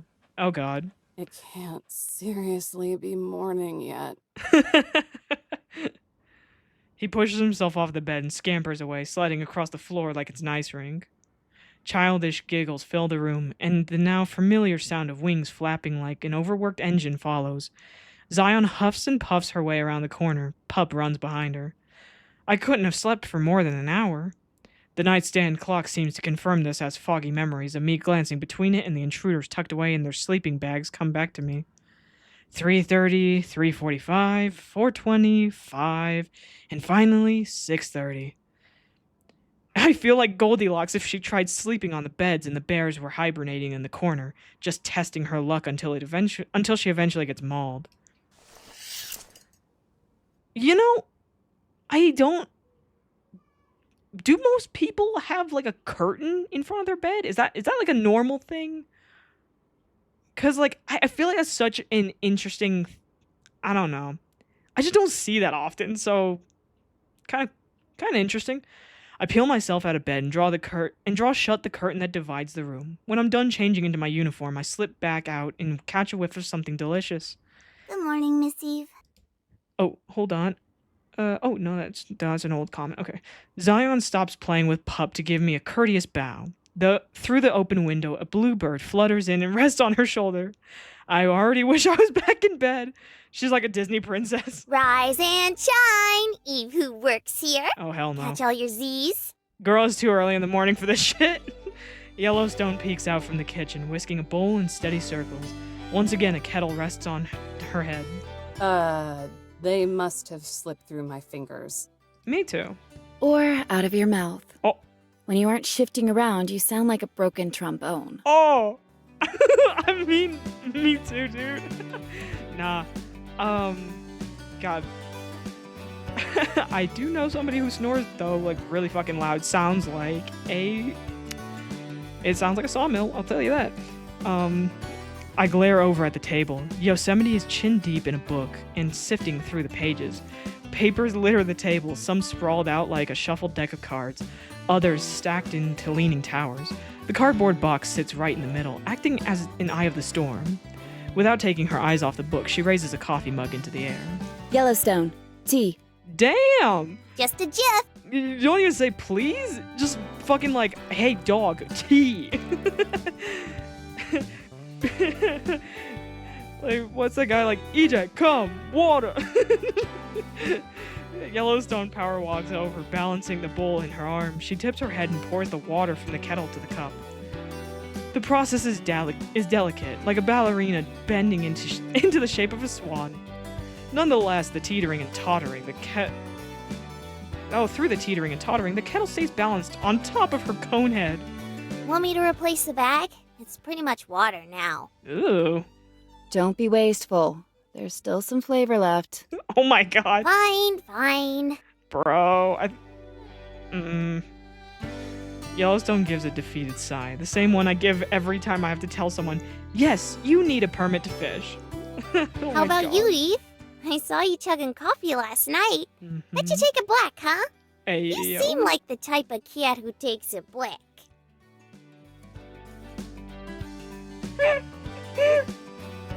What the fuck? What is this lingo, dude? I can't keep up with the kids these days. There's a pause as I try to get a handle on this stitched together combination of English and slang, a Frankenstein of language. With a little sugar, actually. Dang, Thought I had it. Girl, she's like, I know you like your coffee as black as your soul. She snaps her fingers as she returns to the kitchen. Oh well. Hop a squat. I'll get you a cup. Papa, what? Squat a what? What the fuck? She means sit down. Oh my god, what a child. just No goes can do. flying by. I have my job to take care of. Patrolling, permits, Mm-hmm. calls. Tattling on us. Okay, you know what? Her eyebrows bounce up as she takes a sip of her tea. Priority number 1, I assure you. Mm-hmm. I give her a phony smile that lapses into an eye roll. I hope she sees it. Oh my god. She's right, though. It completely slipped my mind. I guess when it became clear that they probably weren't going to kill me, my mind started drifting to more abstract questions. You can do all that later. Just breathe in that fresh morning air for now. I'm making flapjacks. I love how she's like, guys, chill the fuck out. Like, y'all gotta stop beefing with each other for 2 seconds. It's breakfast time. We need our brekkie.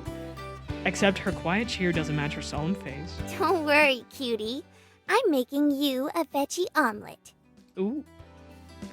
Zion's downtrodden face lights up, hopeful but cautious. Will you use the mushrooms I picked the other day? I can if you go get them for me. With an excited nod, everybody's zipping around today. With an excited nod, Zion shuffles off to the closet, and where Zion goes, Pup follows. The bird does too. Remember to wash them! Yosemite calls out, but neither answer. Zion digs around in the closet. Yellowstone hums to herself. Out of tune and off key. Fine. Don't cry to me when your stomach starts growing fungus. Oh. Bro, what?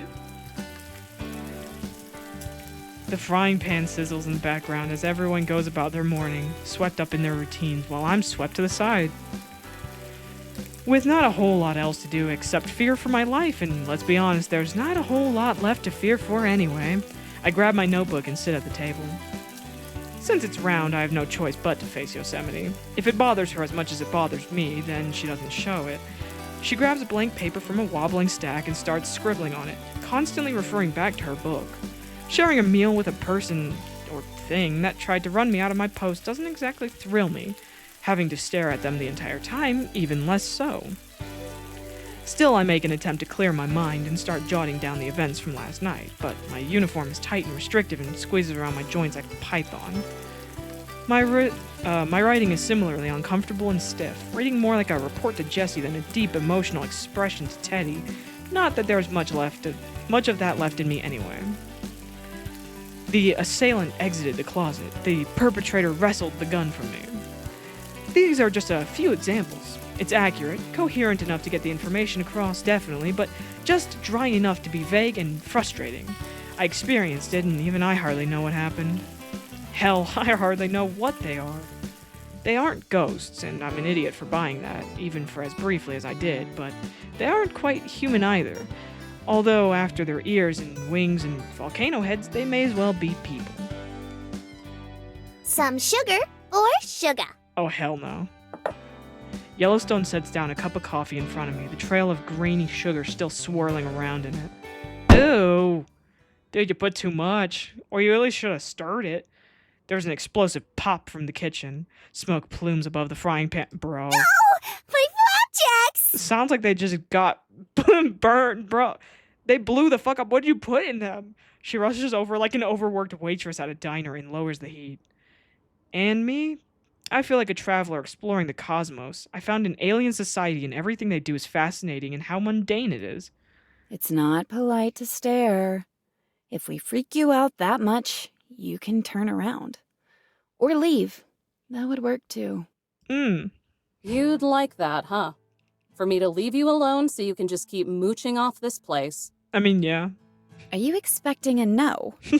All the other goons always ran off to the outpost down the road as soon as they caught wind of us. Only ever came back if they had to get something. And never alone. Any of that sympathy from last night has evaporated with the steam from her tea. All that's left is her condescending smirk. It drives me nuts. Well, I'm not like the others. Thank God.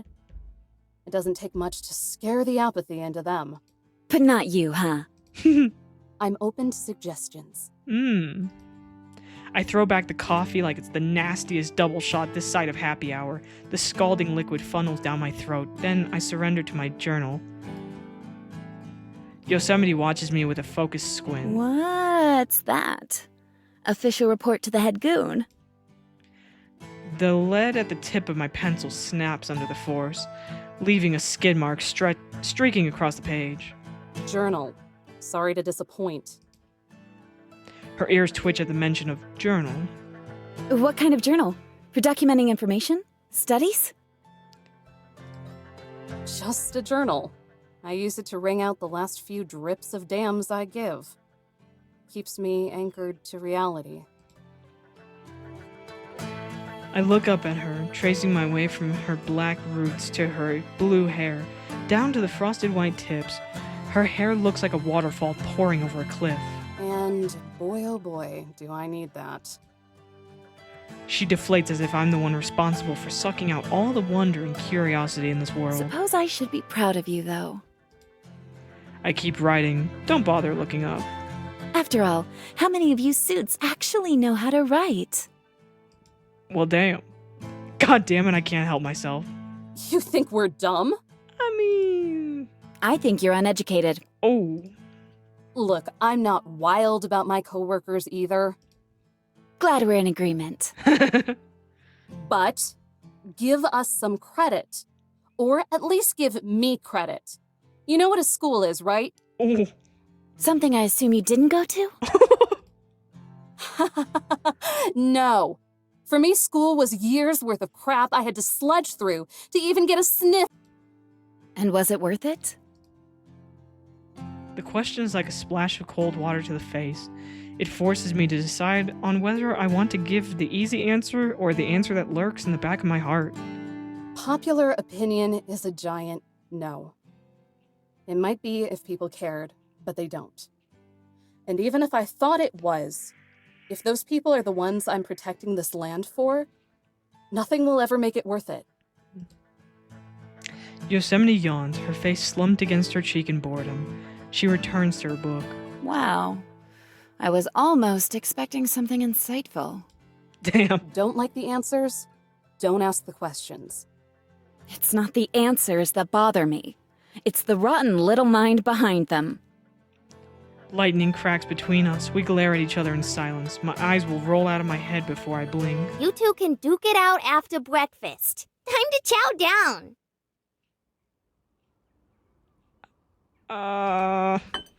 Yellowstone swoops in with 2 platters of fluffy, stacked pancakes. A thin slice of butter slides across both of them, melting down the sides and mixing with the syrup. I poke at the pancakes with my fork. Is it poison? It seems safe. In fact, it looks delicious. Like a picture ripped straight out of a menu before you get the real soggy thing. Cutting a pie-shaped sliver off, I dip it into the shallow pool of syrup that's accumulated at the sides of the plate.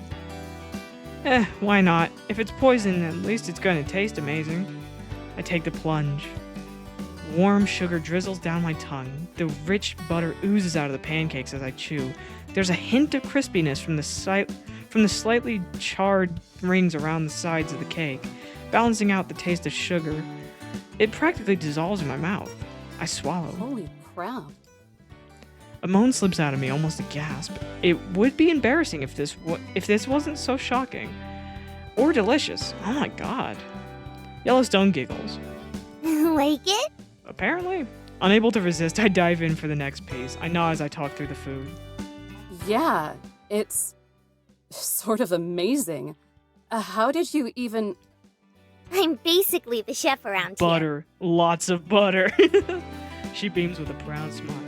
And the maid, and the dishwasher, and the laundry. Well, dang. You could say that I'm a jack of all trades. Master of them, too. I'll say. What did you even put in this? Trade secret. Yosemite flips to the next page. It's brown butter. Damn. No fear! A dark cloud of steam trails out from the opening in her head. I think I smell sulfur. Well, whatever it is, it's delicious. I wash down the shock with coffee. Thanks. Yellowstone's eyes grow to be as large as the platters the pancakes are You on. really mean that? Thanks? Yes. Would she prefer I tell her to piss off? Yeah. I was just planning on living off canned sausages while I Ooh. was here. Girl. Tears creak to the corner of her eyes. A whimper, then a geyser of water erupts from her head. Whoa. Oh, smokes. I didn't think being complimented would feel so good. You're a good gal, huh? I'm not gonna lie, this is kind of gross. The water umbrella's over her as she moves in for a... Oh no, girl, you're gonna soak me. And she moves in for a one-armed hug. Not overly fond of hugs or getting my uniform soaked with tears before work or touching. I scoot away in my chair. Ah, that gives me an idea. She bounces back like a spring. The whiplash gives me a concussion. What if, and stay with me here, instead of Okay. us leaving or you leaving or anyone leaving, what if we just live together? Yeah, hell no. Absolutely not! Like last night? But every night. Yeah. Just give it a think. We already have a solid setup here. We could keep the place nice and tidy while you're wage slaving away all day. I'm too stunned to outright decline with any kind of resolve.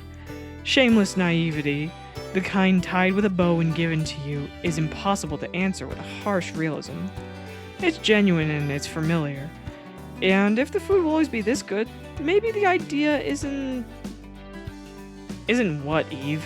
Isn't going to happen, because that's the only thing it is. Remember why you're here.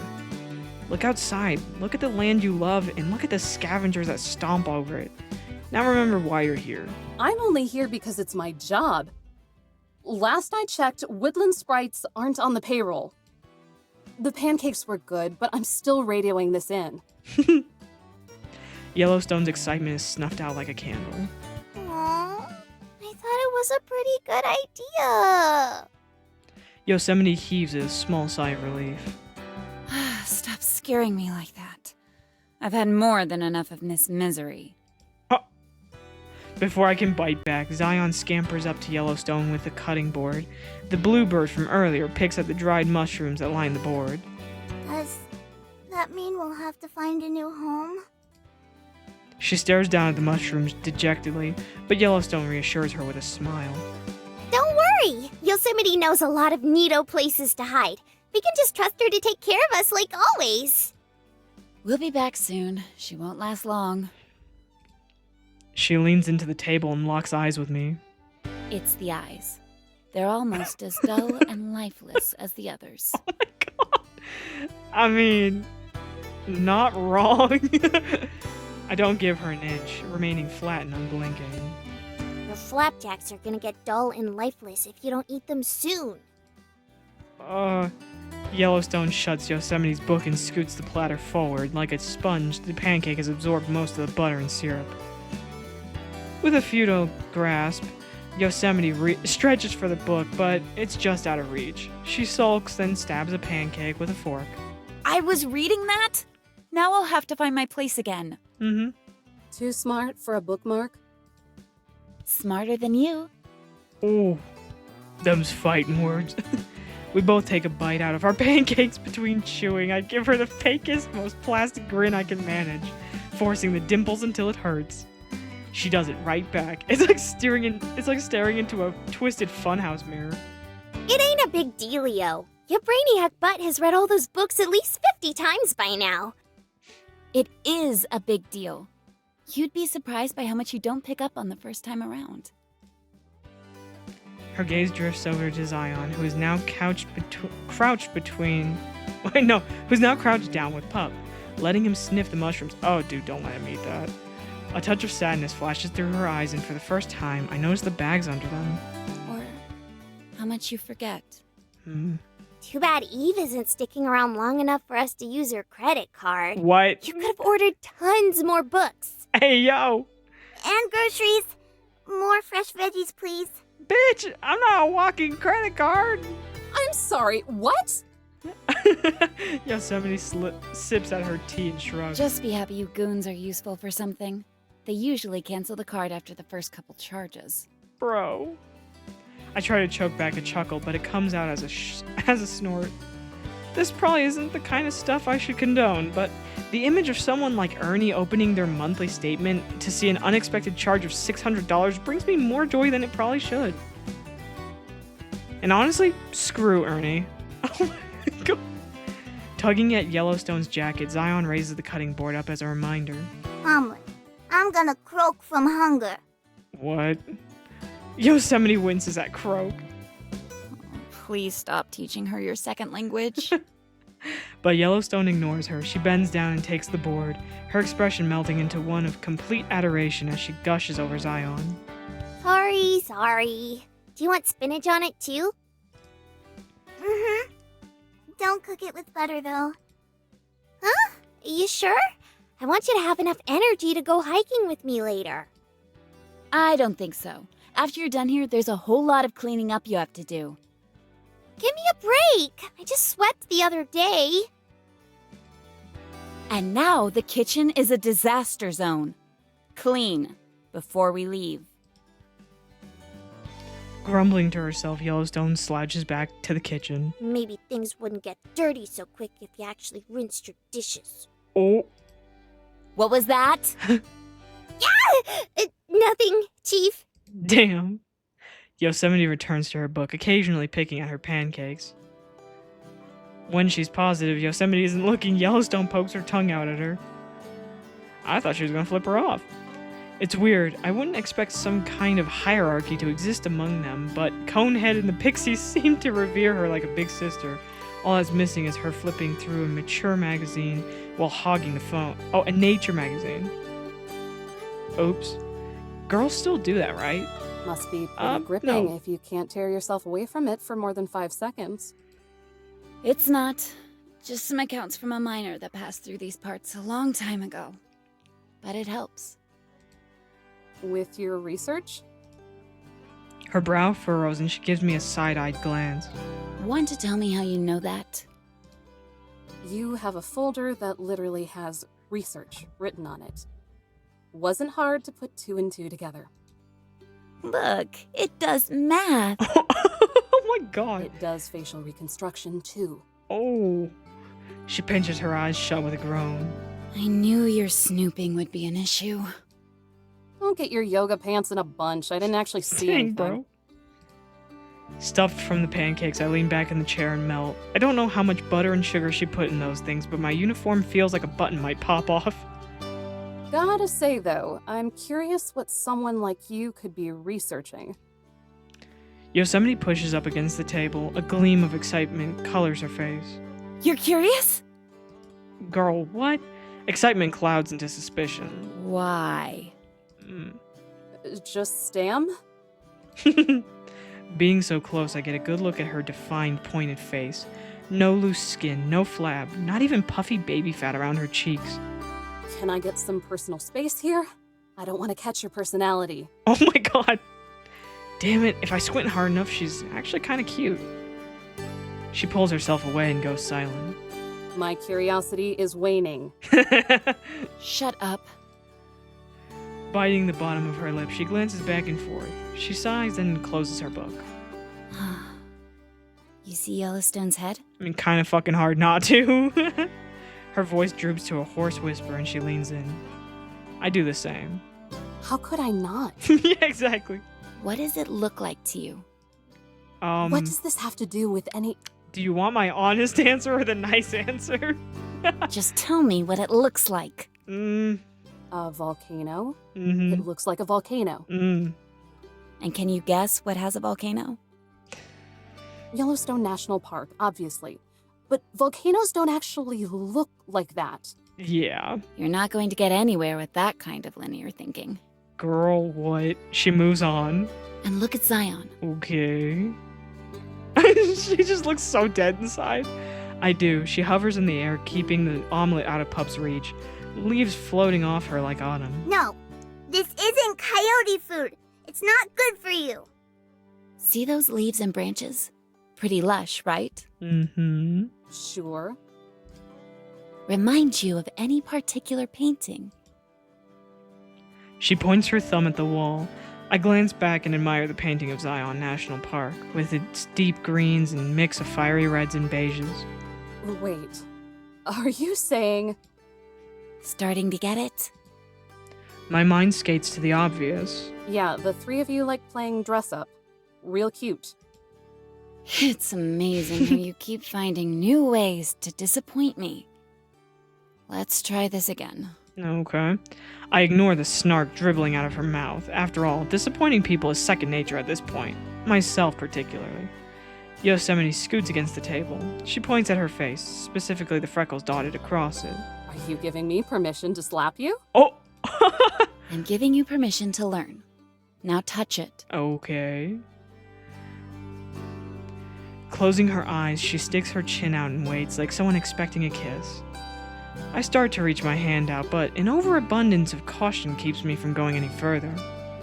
What if this is some kind of trick? She tried to scare me away, didn't she? What's stopping her from biting off my finger? Wouldn't be the first time someone's tried that while I was on the clock. I shudder as I remember that man's blistering, bloodshot eyes. He had been delirious, caked in pine needles and mud, with tattered clothes. No telling what he was hyped up on.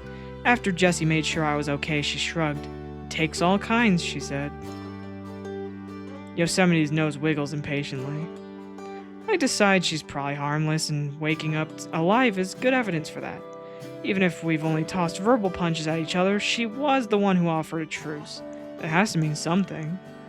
I can't shake the suspicion completely, but I do reach out and brush my hand over her cheek. A gravelly, rugged texture scratches my fingertips where her freckles should be. It finally clicks with me. These aren't freckles at all. They're more like scales or pebbles glued to her face. Just to make sure, I sweep my hand up and down her face. Between the patches of pebbles, her soft skin glows a flushed pink. I said to touch it, not to caress it. Jeez.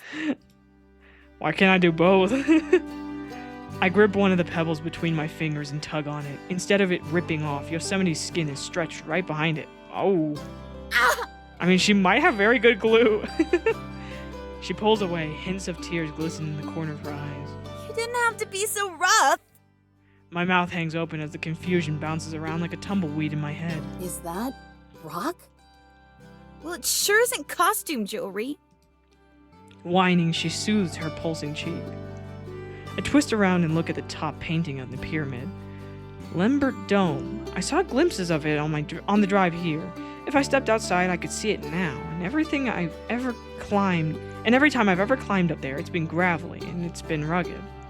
Most mountains in Yosemite Valley are. I think back to Yellowstone's explanation from last night. It's ridiculous. It's absurd. It's basically fantasy, but if there's any other explanation, then I can't think of it. Your Yosemite National Park. Yes. Dear God, did I actually say that out loud? Am I going crazy? Is that what's happening? But Yosemite gives a satisfied nod, and I'm convinced that I've taken a one-way trip on the crazy train. I'm riding this locomotive off a cliff. Emphasis on loco. Now you're starting to get it. Finally. Fuck you mean, finally? I try to choke out more words, more questions, but they dissolve into breathy stutters. Yosemite looks on with an amused smirk. Faraway laughter and chatter breaks through the confused silence. From outside, I hear the snapping and crunching of twigs and leaves. The voices get louder, past the cabin, then taper off. Just, what are you? What are you, really? Yosemite's smirk fades into a frown. Her eyes scan the mess of books and paper and stay there. Her hand grips the table and her nails dig into the wood. You don't know? That's kind of what I'm telling you, yeah. I hardly believe the genuine shock in my voice. I'm not actually buying this garbage, am I? That's the winning question, isn't it? She slinks back in her chair, breaking her razor-straight posture. She sighs, drawing in a deep breath, but releasing it as a quick puff. Her frown relaxes into a smile. It's a soft smile, the kind people have when they're nostalgic or thinking about a family member that isn't around anymore. Do we not know? Or do we just not remember? Why not both? I can do without the cryptic crap. It's anything but. I'm telling you what I know. And what I know is that I'm Yosemite. Okay. Just like they know how they're Zion and Yellowstone. Okay, sure. But how do you know? How do you know that your stomach rumbles when you are hungry? Did someone have to explain the concept to you? Yes. How long have you known? I don't know. Have you always known? I don't know. Do you know anything? Uh-oh.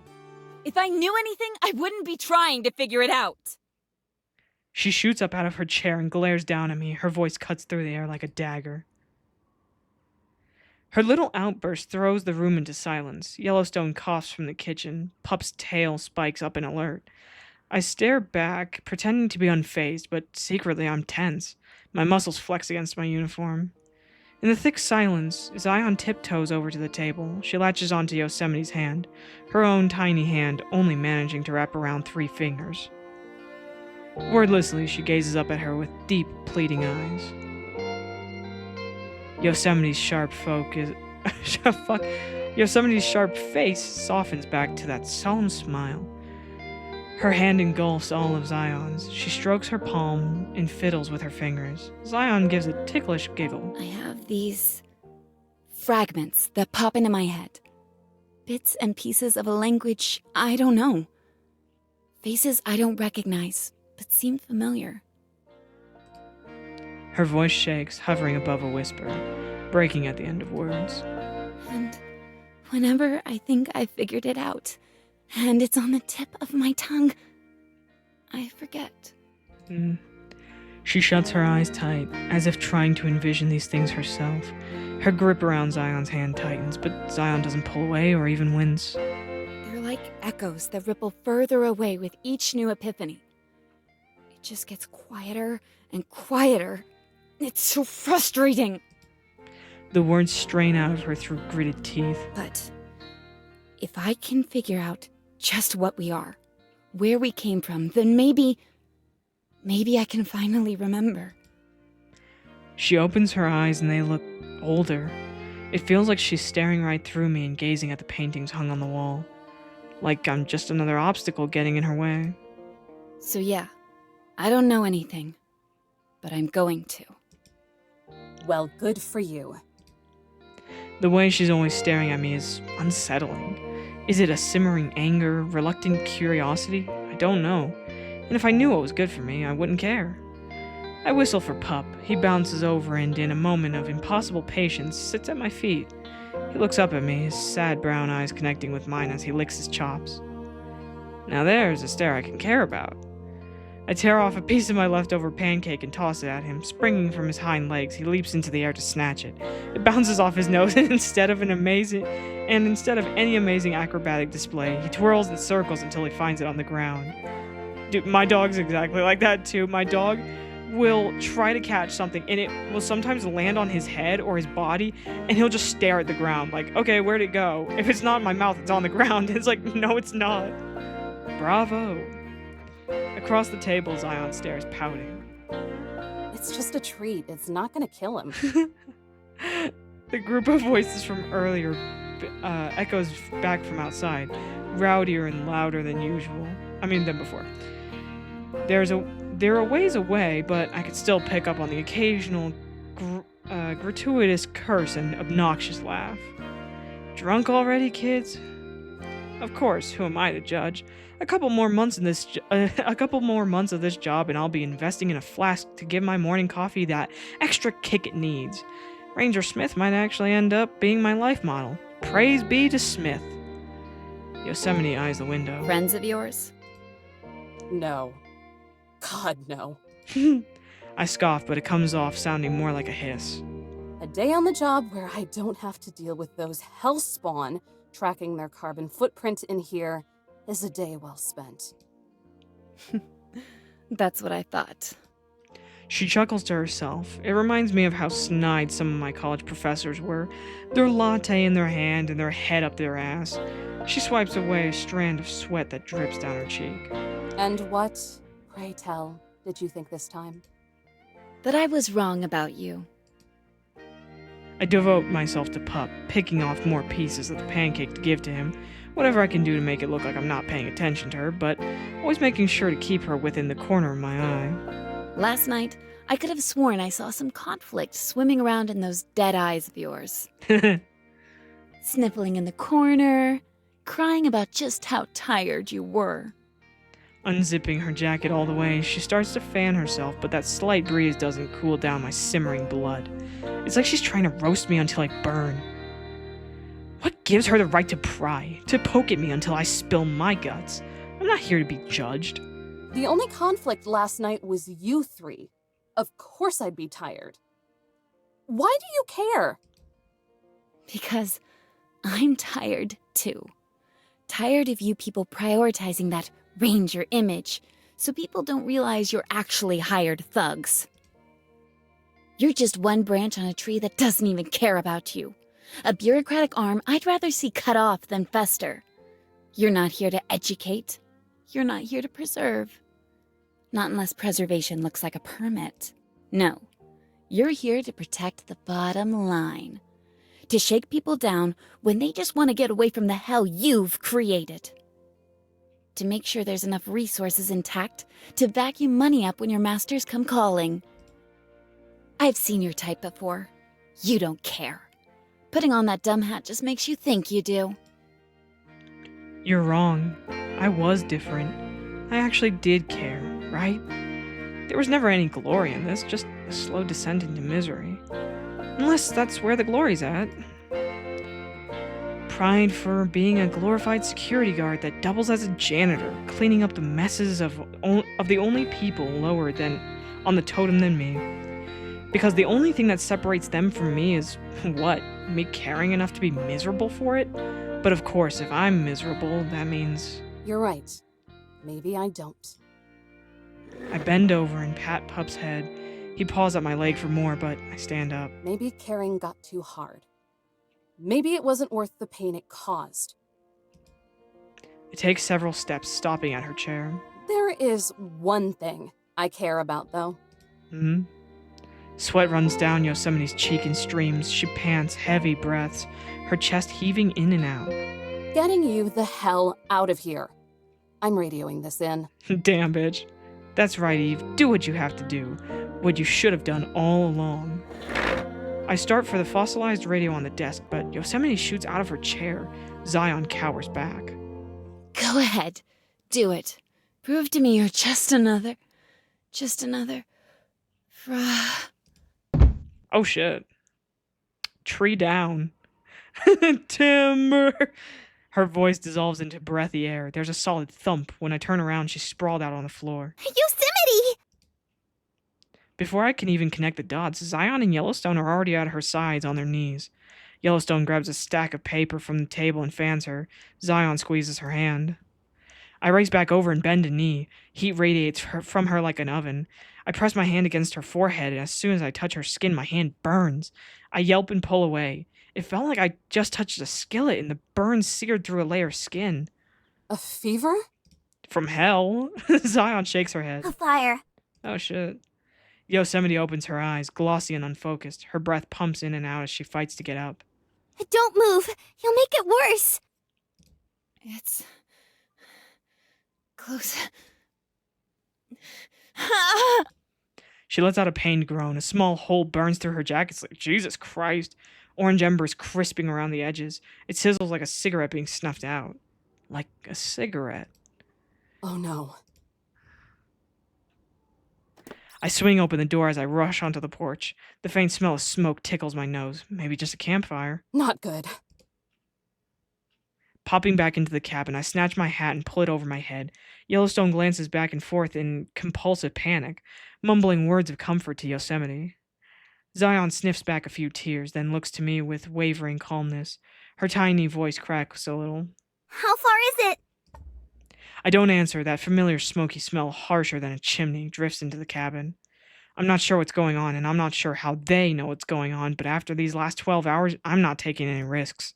Get her to the couch. And whatever you do, stay here. But Eve, we can... I run outside, slamming the door before Yellowstone can finish. As I sprint down the path, swatting away the branches and leaves, my eyes start to burn like they've been open for too long. But no matter how many times I blink, that poking sting doesn't go away.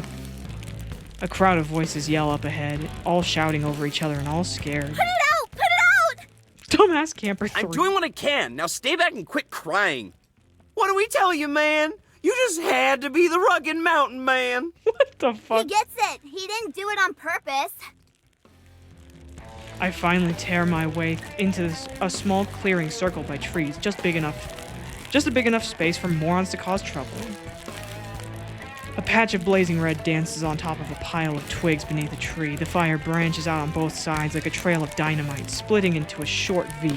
The trunk of the tree is blackened with soot. A group of familiar campers, I only recognize them by their jackets, stomp on the knee-high flames, all their faces twist in anger. The one I talked to last night swats his green jacket over it like that's gonna make any difference now. What the hell is going on here? Most of their faces go sheet white, and for a moment they forget about the fire. The kid with the green jacket just keeps swatting the ground, yet whenever he lifts it back up, the flames climb that much higher. You! 3 seconds to tell me what happened. I point at him, and this time he manages to pull himself away.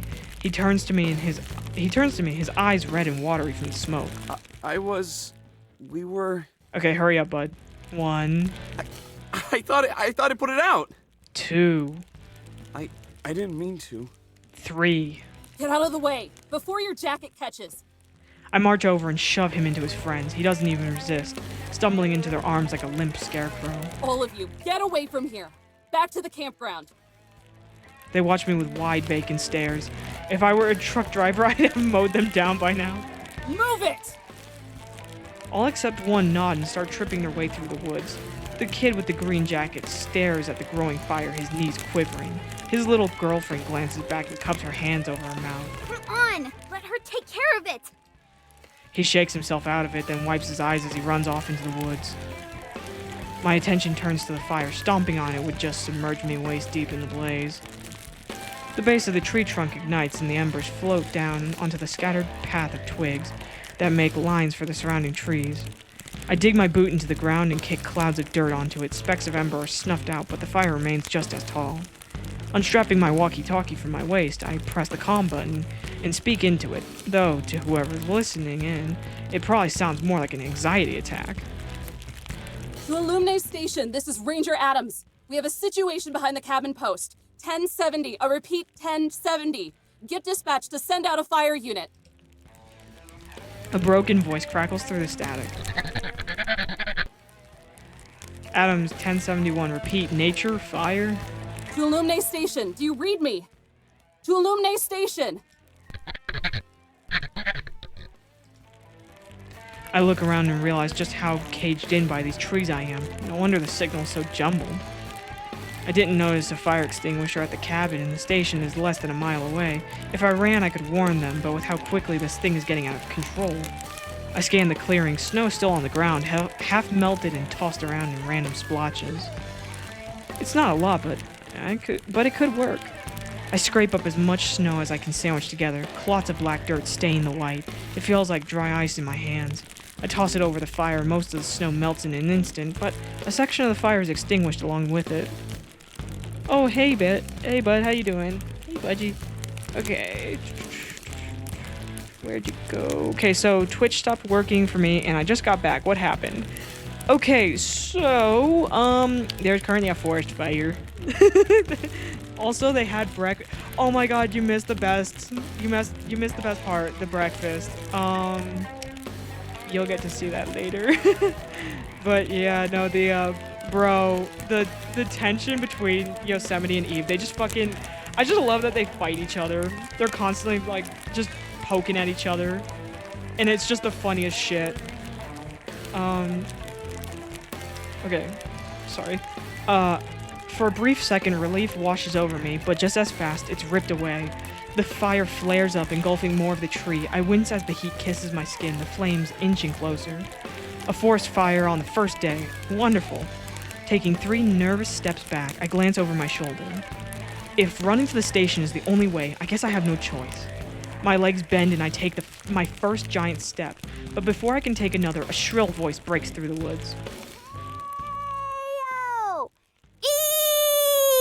Use her like a giant, like a giant hose. Just Yellowstone launches past the trees and into the clearing. Branches and leaves cling to her clothes. She skids to a stop, her eyes locking onto the fire. Okay, so that's happening. Yeah. What are you doing here? Eve, there you are. She offers a stiff salute. We're here to help. Dear God. Her voice is muted, buried under the crackling of the fire. We? Oh no.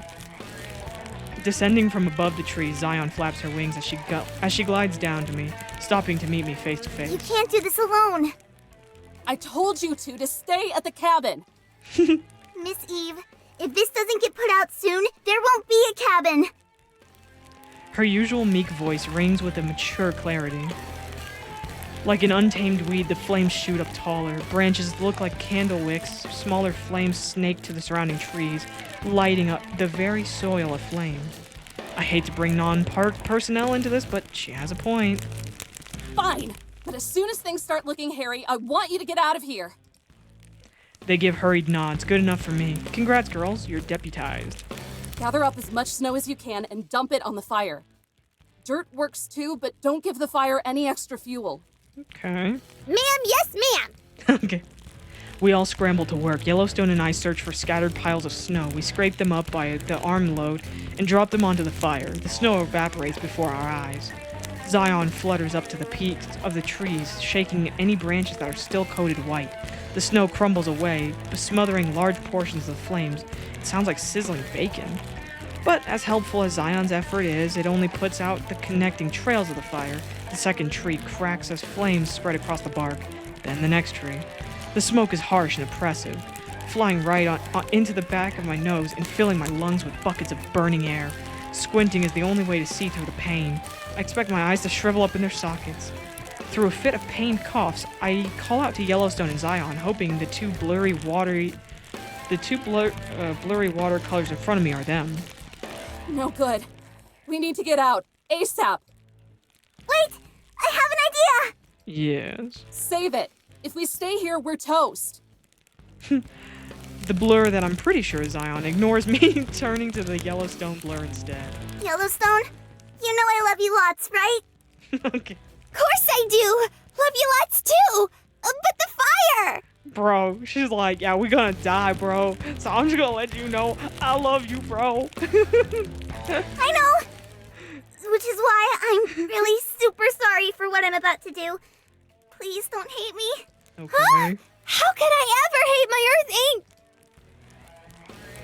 Oh! Oh my god, what was that crunch? Zion raises up her tiny leg and stomps down on Yellowstone's foot. The snapping of branches and crackling of the fire isn't enough to disguise the crunching I hear as Zion digs her heel into Yellowstone's toes. Oh! There's a broken whine. The pain is delayed. Why?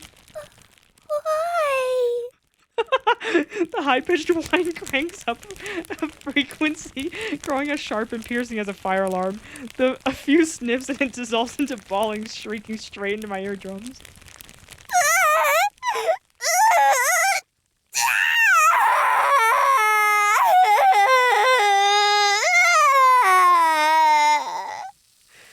I go from shielding my eyes from the smoke to covering my ears to drown out the crying. The brain-rattling shriek pierces my skull. Water bubbles from the opening on Yellowstone's head, boiling like a pot on the stove. With the explosive power of Yellowstone's head, with the explosive power of a gunshot, a geyser of water shoots out of her head, spraying into the air. Whoa, whoa, whoa, whoa, what? Well, watch out. It's apparently boiling water, so girl, don't get hit. Oh my god. You're doing great. Just keep crying. Oh my god. Try. Yellowstone keeps the long form sobbing going. The water sprinkled down on me, cooling me off in the midst of the hellish heat. Wait, that's it. I hear you loud and clear, kid. Damn, I shoot Zion a thumbs up. I have to give it to her. This is a smarter plan than anything I could have ever come up with. Yellowstone, aim for the fire. Okay. Sobbing like a child lost in the supermarket, Yellowstone obeyed, bowing her head and blasting the geyser at the burning trees. Zion latches onto Yellowstone's waist, guiding the rush of water to the flames. It reminds me of a firefighter aiming a fire hose. The spray The swaying red and orange shrinks as the water splashes down on it. Bit by bit, the fire dies down. Smoke lighter than the gray plumes that choked the air only seconds ago blankets the clearing with a layer of mist. The roaring of the flames quiets into the snaps and pops of a campfire until all I hear are Yellowstone's hushed whimpers. Her tears in the geyser have dried up, as simple as twisting off a faucet. The three of us hack our lungs out, retreating from the smoke so we can get a better look. Is it out? Did we get it all? We'll get Zion to fly up and look. Yellowstone brushes away the remaining streaks of tears. Looks like it. I scuff the heel of my boot against the dirt just in case there are any stray sparks. Yellowstone! Zion tackles Yellowstone's legs, snuggling her face into her jacket. I'm so proud of you. You did really good out there. You were so, boss. Oh! That's how you say it, right? Gee whiz. You really think so? Girl, what the? Oh no. Okay, she wraps her arms around Zion and brings her in for a hug. You did pretty swell out there, too. That was some quick thinking. I crack a smile, and how can I not? We just stopped this whole section of the park from going up in smoke. Also, these two might be adorable. Still, I can't help but shudder at what would have happened if I weren't here. And it's all because of those punks. Another group of careless campers. If it's not painting on rocks, it's hunting without a license. If it's not hunting without a license, it's somehow starting a forest fire in the biting cold of early spring. My smile, that small burst of happiness, is short-lived. A glowing sense of duty lights up my guts as raging as a fire. I start trudging my way out of the clearing. Miss Eve? Like, speaking of the kids, we gotta go get those Thanks freaking for punks. the help. But you two need to get back to the cabin. Where are you going? To take To care of snuff business. out another fire before it spreads. The rage stews inside me, building like a pressure cooker. I storm out of the woods. Pup's howls yelp out from the cabin as I pass it. Of course this would happen. Of course it would happen. How could Jesse think things would actually get better here? Why would I even humor that optimist junk? After all this time, I should know better. I should know how these people operate. I should know every thoughtless bastard tells themselves they aren't the problem and that one slip-up won't hurt anything. How the old men grumble about permits and feel entitled enough to throw their empty cans of beer into the lake because a sliver of their six figures are tossed to us like tossing leftovers to dogs. It's not enough that I'm beholden to the greed and laziness of bureaucrats and the drooling masses. The land has to be too. Its vivid lushness airbrushed with greens and yellows, and on those dewy autumn mornings, the brown and orange of harvest. The salt and pepper mountaintops with their rushing waterfalls. From the impenetrable Rockies to the harsh beauty of the Badlands, to the sparkling shores of the Pacific and Atlantic. It's just another resource to exploit, to profit off of, to enjoy then abandon.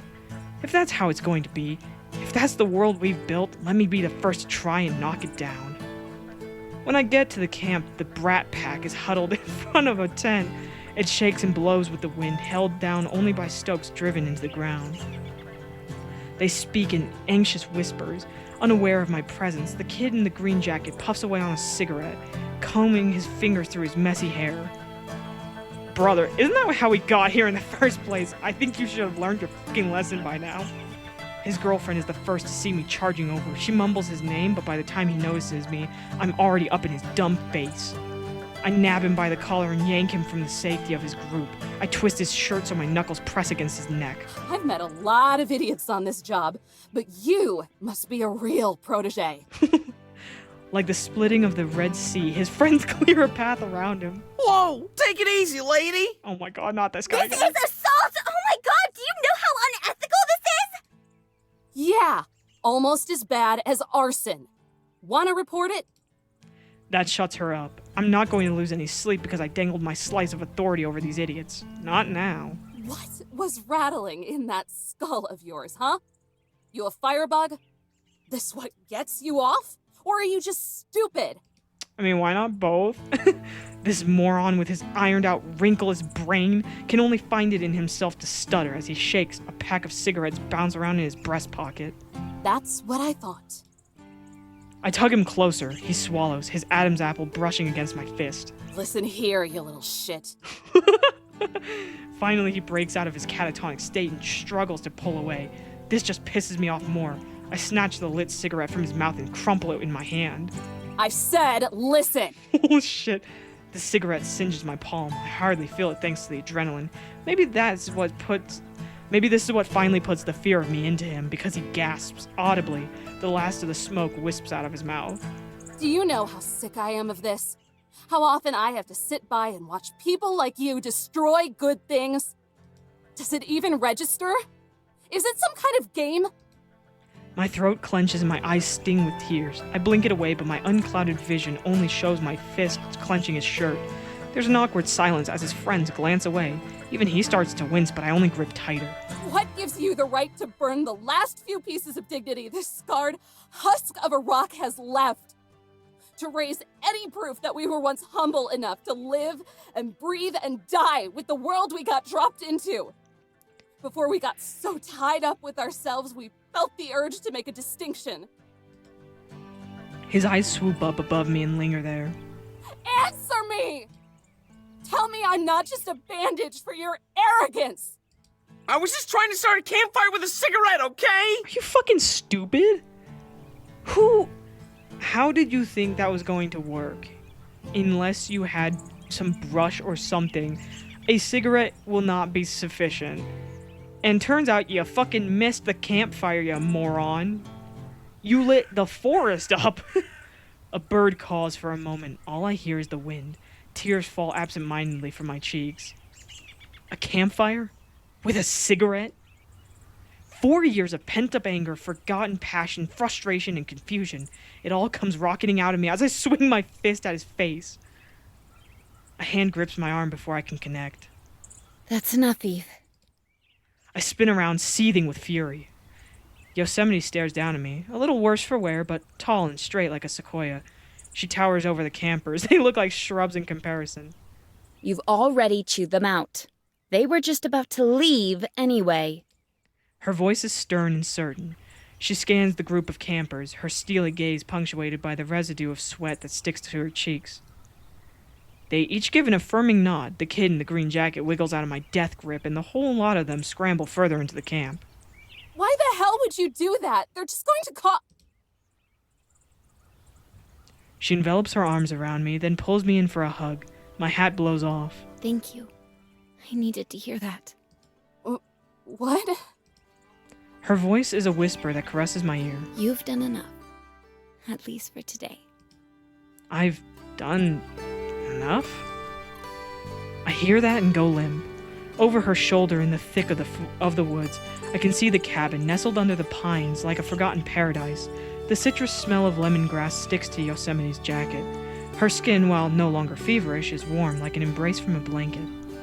The image of the cabin blurs as my breath shakes, and for the first time in maybe 4 years, the tears aren't angry or frustrated or confused. Only sad. I can finally let them be sad. I just wanted to protect what I love.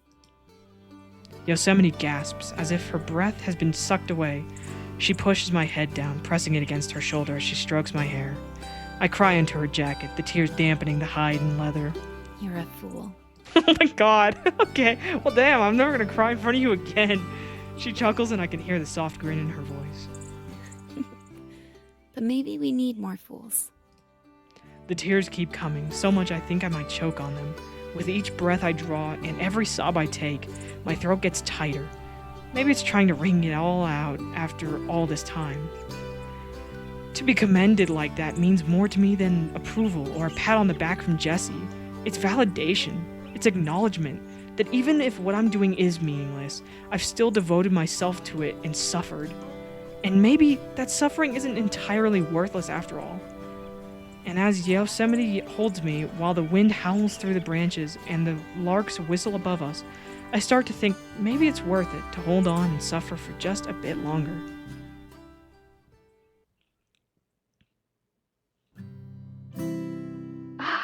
Just listening to all that gives me a headache. How on earth did you find so much trouble on your first day? Very easily, Jesse. Very easily. Jesse's voice pops with static over the headphones. I turn from the radio and back to the girls. Yellowstone dusts the corners, inspecting for even the tiniest speck. Zion rubs Pup's pink potbelly in front of the roaring fireplace. Yosemite jots down notes on whatever scrap piece of paper she can find on a table littered with them. I guess I just have a penchant for it. But still, to just stumble on a fire like that. She says it with a phony curiosity that seesaws with genuine concern. She suspects something, and she's trying to goad it out of me. As sly as ever, Jessie. Well, in any case, I'm just happy you're safe. We got awfully lucky with this one. With all this wind, you better believe we did. It could have been an even bigger pain in the neck. A pain in the neck is still a pain in the neck, Eve. It's still going to be sore when you're hunched over all that paperwork. The first few sentences are so layered with subtext, I'm not even sure where my exhaustion for having to write it ends and Jessie's lament for having to read it begins. Yeah, I'll see if I can get around to that. You'll have it for me the next time I visit. Maybe if you're nice to them, someone at the other station will transcribe it for you. Sunshine beams through her sadistic voice. I can feel the hand cramps already. But Eve? My mood turns serious. Are you sure there isn't anything you want to tell me? Not a thing. Okay then. She moves on from it, though I'm not entirely sure she's convinced. In that case, I'll talk to you tomorrow. And the day after that. You really don't have to. Oh, but I want to. Over and out, Jessie. She giggles. Over and out, Eve. Arnie, get your grubby hands off my trail mix! Dude, that's just siblings in a nutshell. Get your fucking hands off my food! The radio cuts out into static, leaving my ruptured eardrums to recover on their own. I set the headphones aside and turned to see everyone but Yosemite looking at me. I knew it all along. You're just a soft-serve softie. Ew. With the cherry on top. What the fuck? Don't join in. Yosemite flips the paper over and scoffs. The pitted kind, maybe. Careful. If you bite down, she'll crack your teeth. Ooh. Okay, anyway. We're biting now, okay. Anyway, rip Ernie and his trail mix. Well, it's not even his trail mix. It's fucking Jesse's.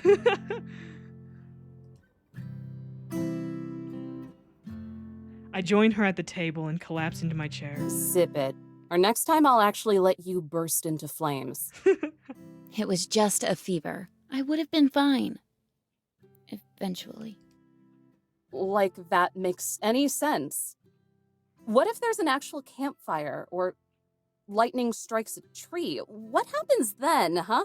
See, my one question is, so like it burned a hole in her jacket sleeve, but I don't see one, and it's just never brought up again. Like, we're just moving on, huh? Like, nobody's gotta fix it. What did I tell you about Does it just linear magically fix thinking? itself?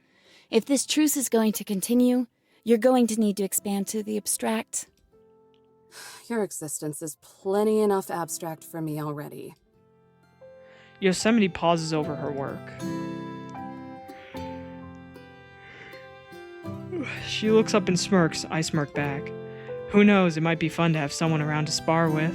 At the very least, she's more engaging than any camper I've ever torn apart. This girl bites back. All right, everyone, listen up. Okay. Yellowstone and Zion stiffen to attention. Pup rolls over onto his pup butt. If you're bunking here, I want this place to stay immaculate. Okay. Last thing I want to deal with after clocking out is a pigsty. Mm-hmm. Yellowstone will handle it. Damn! She can start cooking for one more, too. That's so mean, guys. How can you just sell me up the river like that? Oh, that reminds me. What are you going to do with those campers, Miss Eve? Kill them! Flick their lids? Make them apologize? And take them out back? What the fuck? Have them pinky swear not to do it again? Oh my god. None of the above. I'm letting them off the hook. If I'm lucky, they'll get picked off by a killer in the woods. Yo! Otherwise, everybody gets one free pass. Oh my god. Both look shocked, but after glancing at each other, they shrug. Pup trots over and curls up at my feet. Now that's funny. What is it this time? For someone who doesn't care, you sure put a lot of energy into it.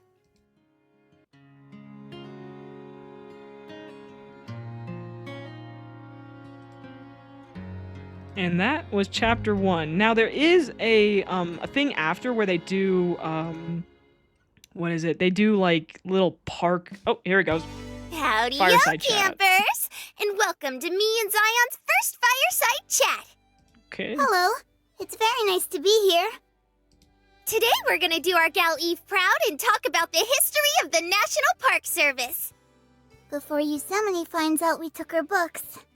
I hope. Oh my god. Aw, don't be square, cutie. We got this. Are there more parks or just them? Well, you'll just have to wait and see. Although I do wish there It was all more started than back in the we 10th get. century when Leif But Erikson. I get it. It's hard, you know. That's a little too far back, Yellowstone. Oh, Columbus and his pilgrims then. I don't think that's quite right either. It's a good guess, though.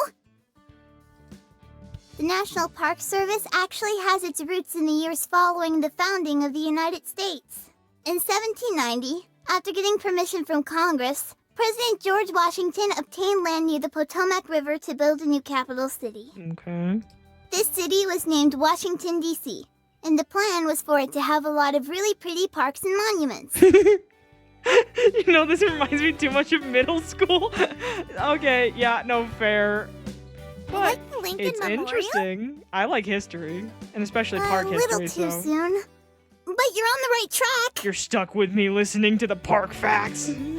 These places were called the National Capital Parks, and they laid really important groundwork. Whoa, so the Park Service is old as dirt, huh? Not really. There's still a ways to go before the actual Park Service. What happened? I thought you read the book. Uh-oh. I did, but without pictures, all those words just make me so drowsy. Oh. Well, I guess I can explain. If that's okay. Knock our socks off. I'll try. For a long time, most parks were run by different groups. No one really thought about preserving land until people started looking to settle in the West. I remember what happens now. A whole bunch of hippies got misty-eyed and What? started thinking about how they could keep the land from getting stomped on. Oh my god. One of whom was... George... Yeah? Harrison? No. Kathleen! George Kathleen. Phew. Yay! Good job, Yellowstone. Oh, I wrote a paper on Yellowstone in 8th grade that I read in our local chapter of the Daughters of the American Revolution. Oh my god. You poor bastard. George Catlin was an artist and writer. He lived with Native Americans and was one of the first outside of their tribes to paint Plains Indians in their day-to-day lives. While he was kicking back in South Dakota, he realized we'd be in a lot of trouble unless humans put their heads together. Not unless... I now realize why you said it reminds you of By middle some school. great protecting policy of government in a magnificent park. A nation's park containing man and beast, in all the wildness and freshness of their nature's beauty. We're almost to my favorite part! It's my favorite part too, because in 1861, the United States Congress appointed the geologist Ferdinand Hayden to lead an expedition to the Yellowstone region of Wyoming. Hey! That's me! Uh-huh. And he thought you were so pretty that when he came back, he asked Congress to make you a national park. Aw, he should have gone further south if he wanted to find a real cutie. Anyway, it was in 1872 when President Ulysses Grant finally signed a bill that set aside 2.2 million acres of Yellowstone as a public park. So if you think about it, you're the first national park. Jiminy Cricket, I'm old as dirt. The Antiquities Act of 1906 made it possible to protect more areas as parks and monuments, but they were run by different departments. It was confusing. So on August 25th, 1916, the National Park Service was founded. That's what I said. Ah, yes. The best holiday after Arbor and Earth Day. It would take a while before it got the power it has today. Execute Executive Order 6166. Holy shit. Yay! You remembered again! From then on, everything was under strict control by the Department of the Interior.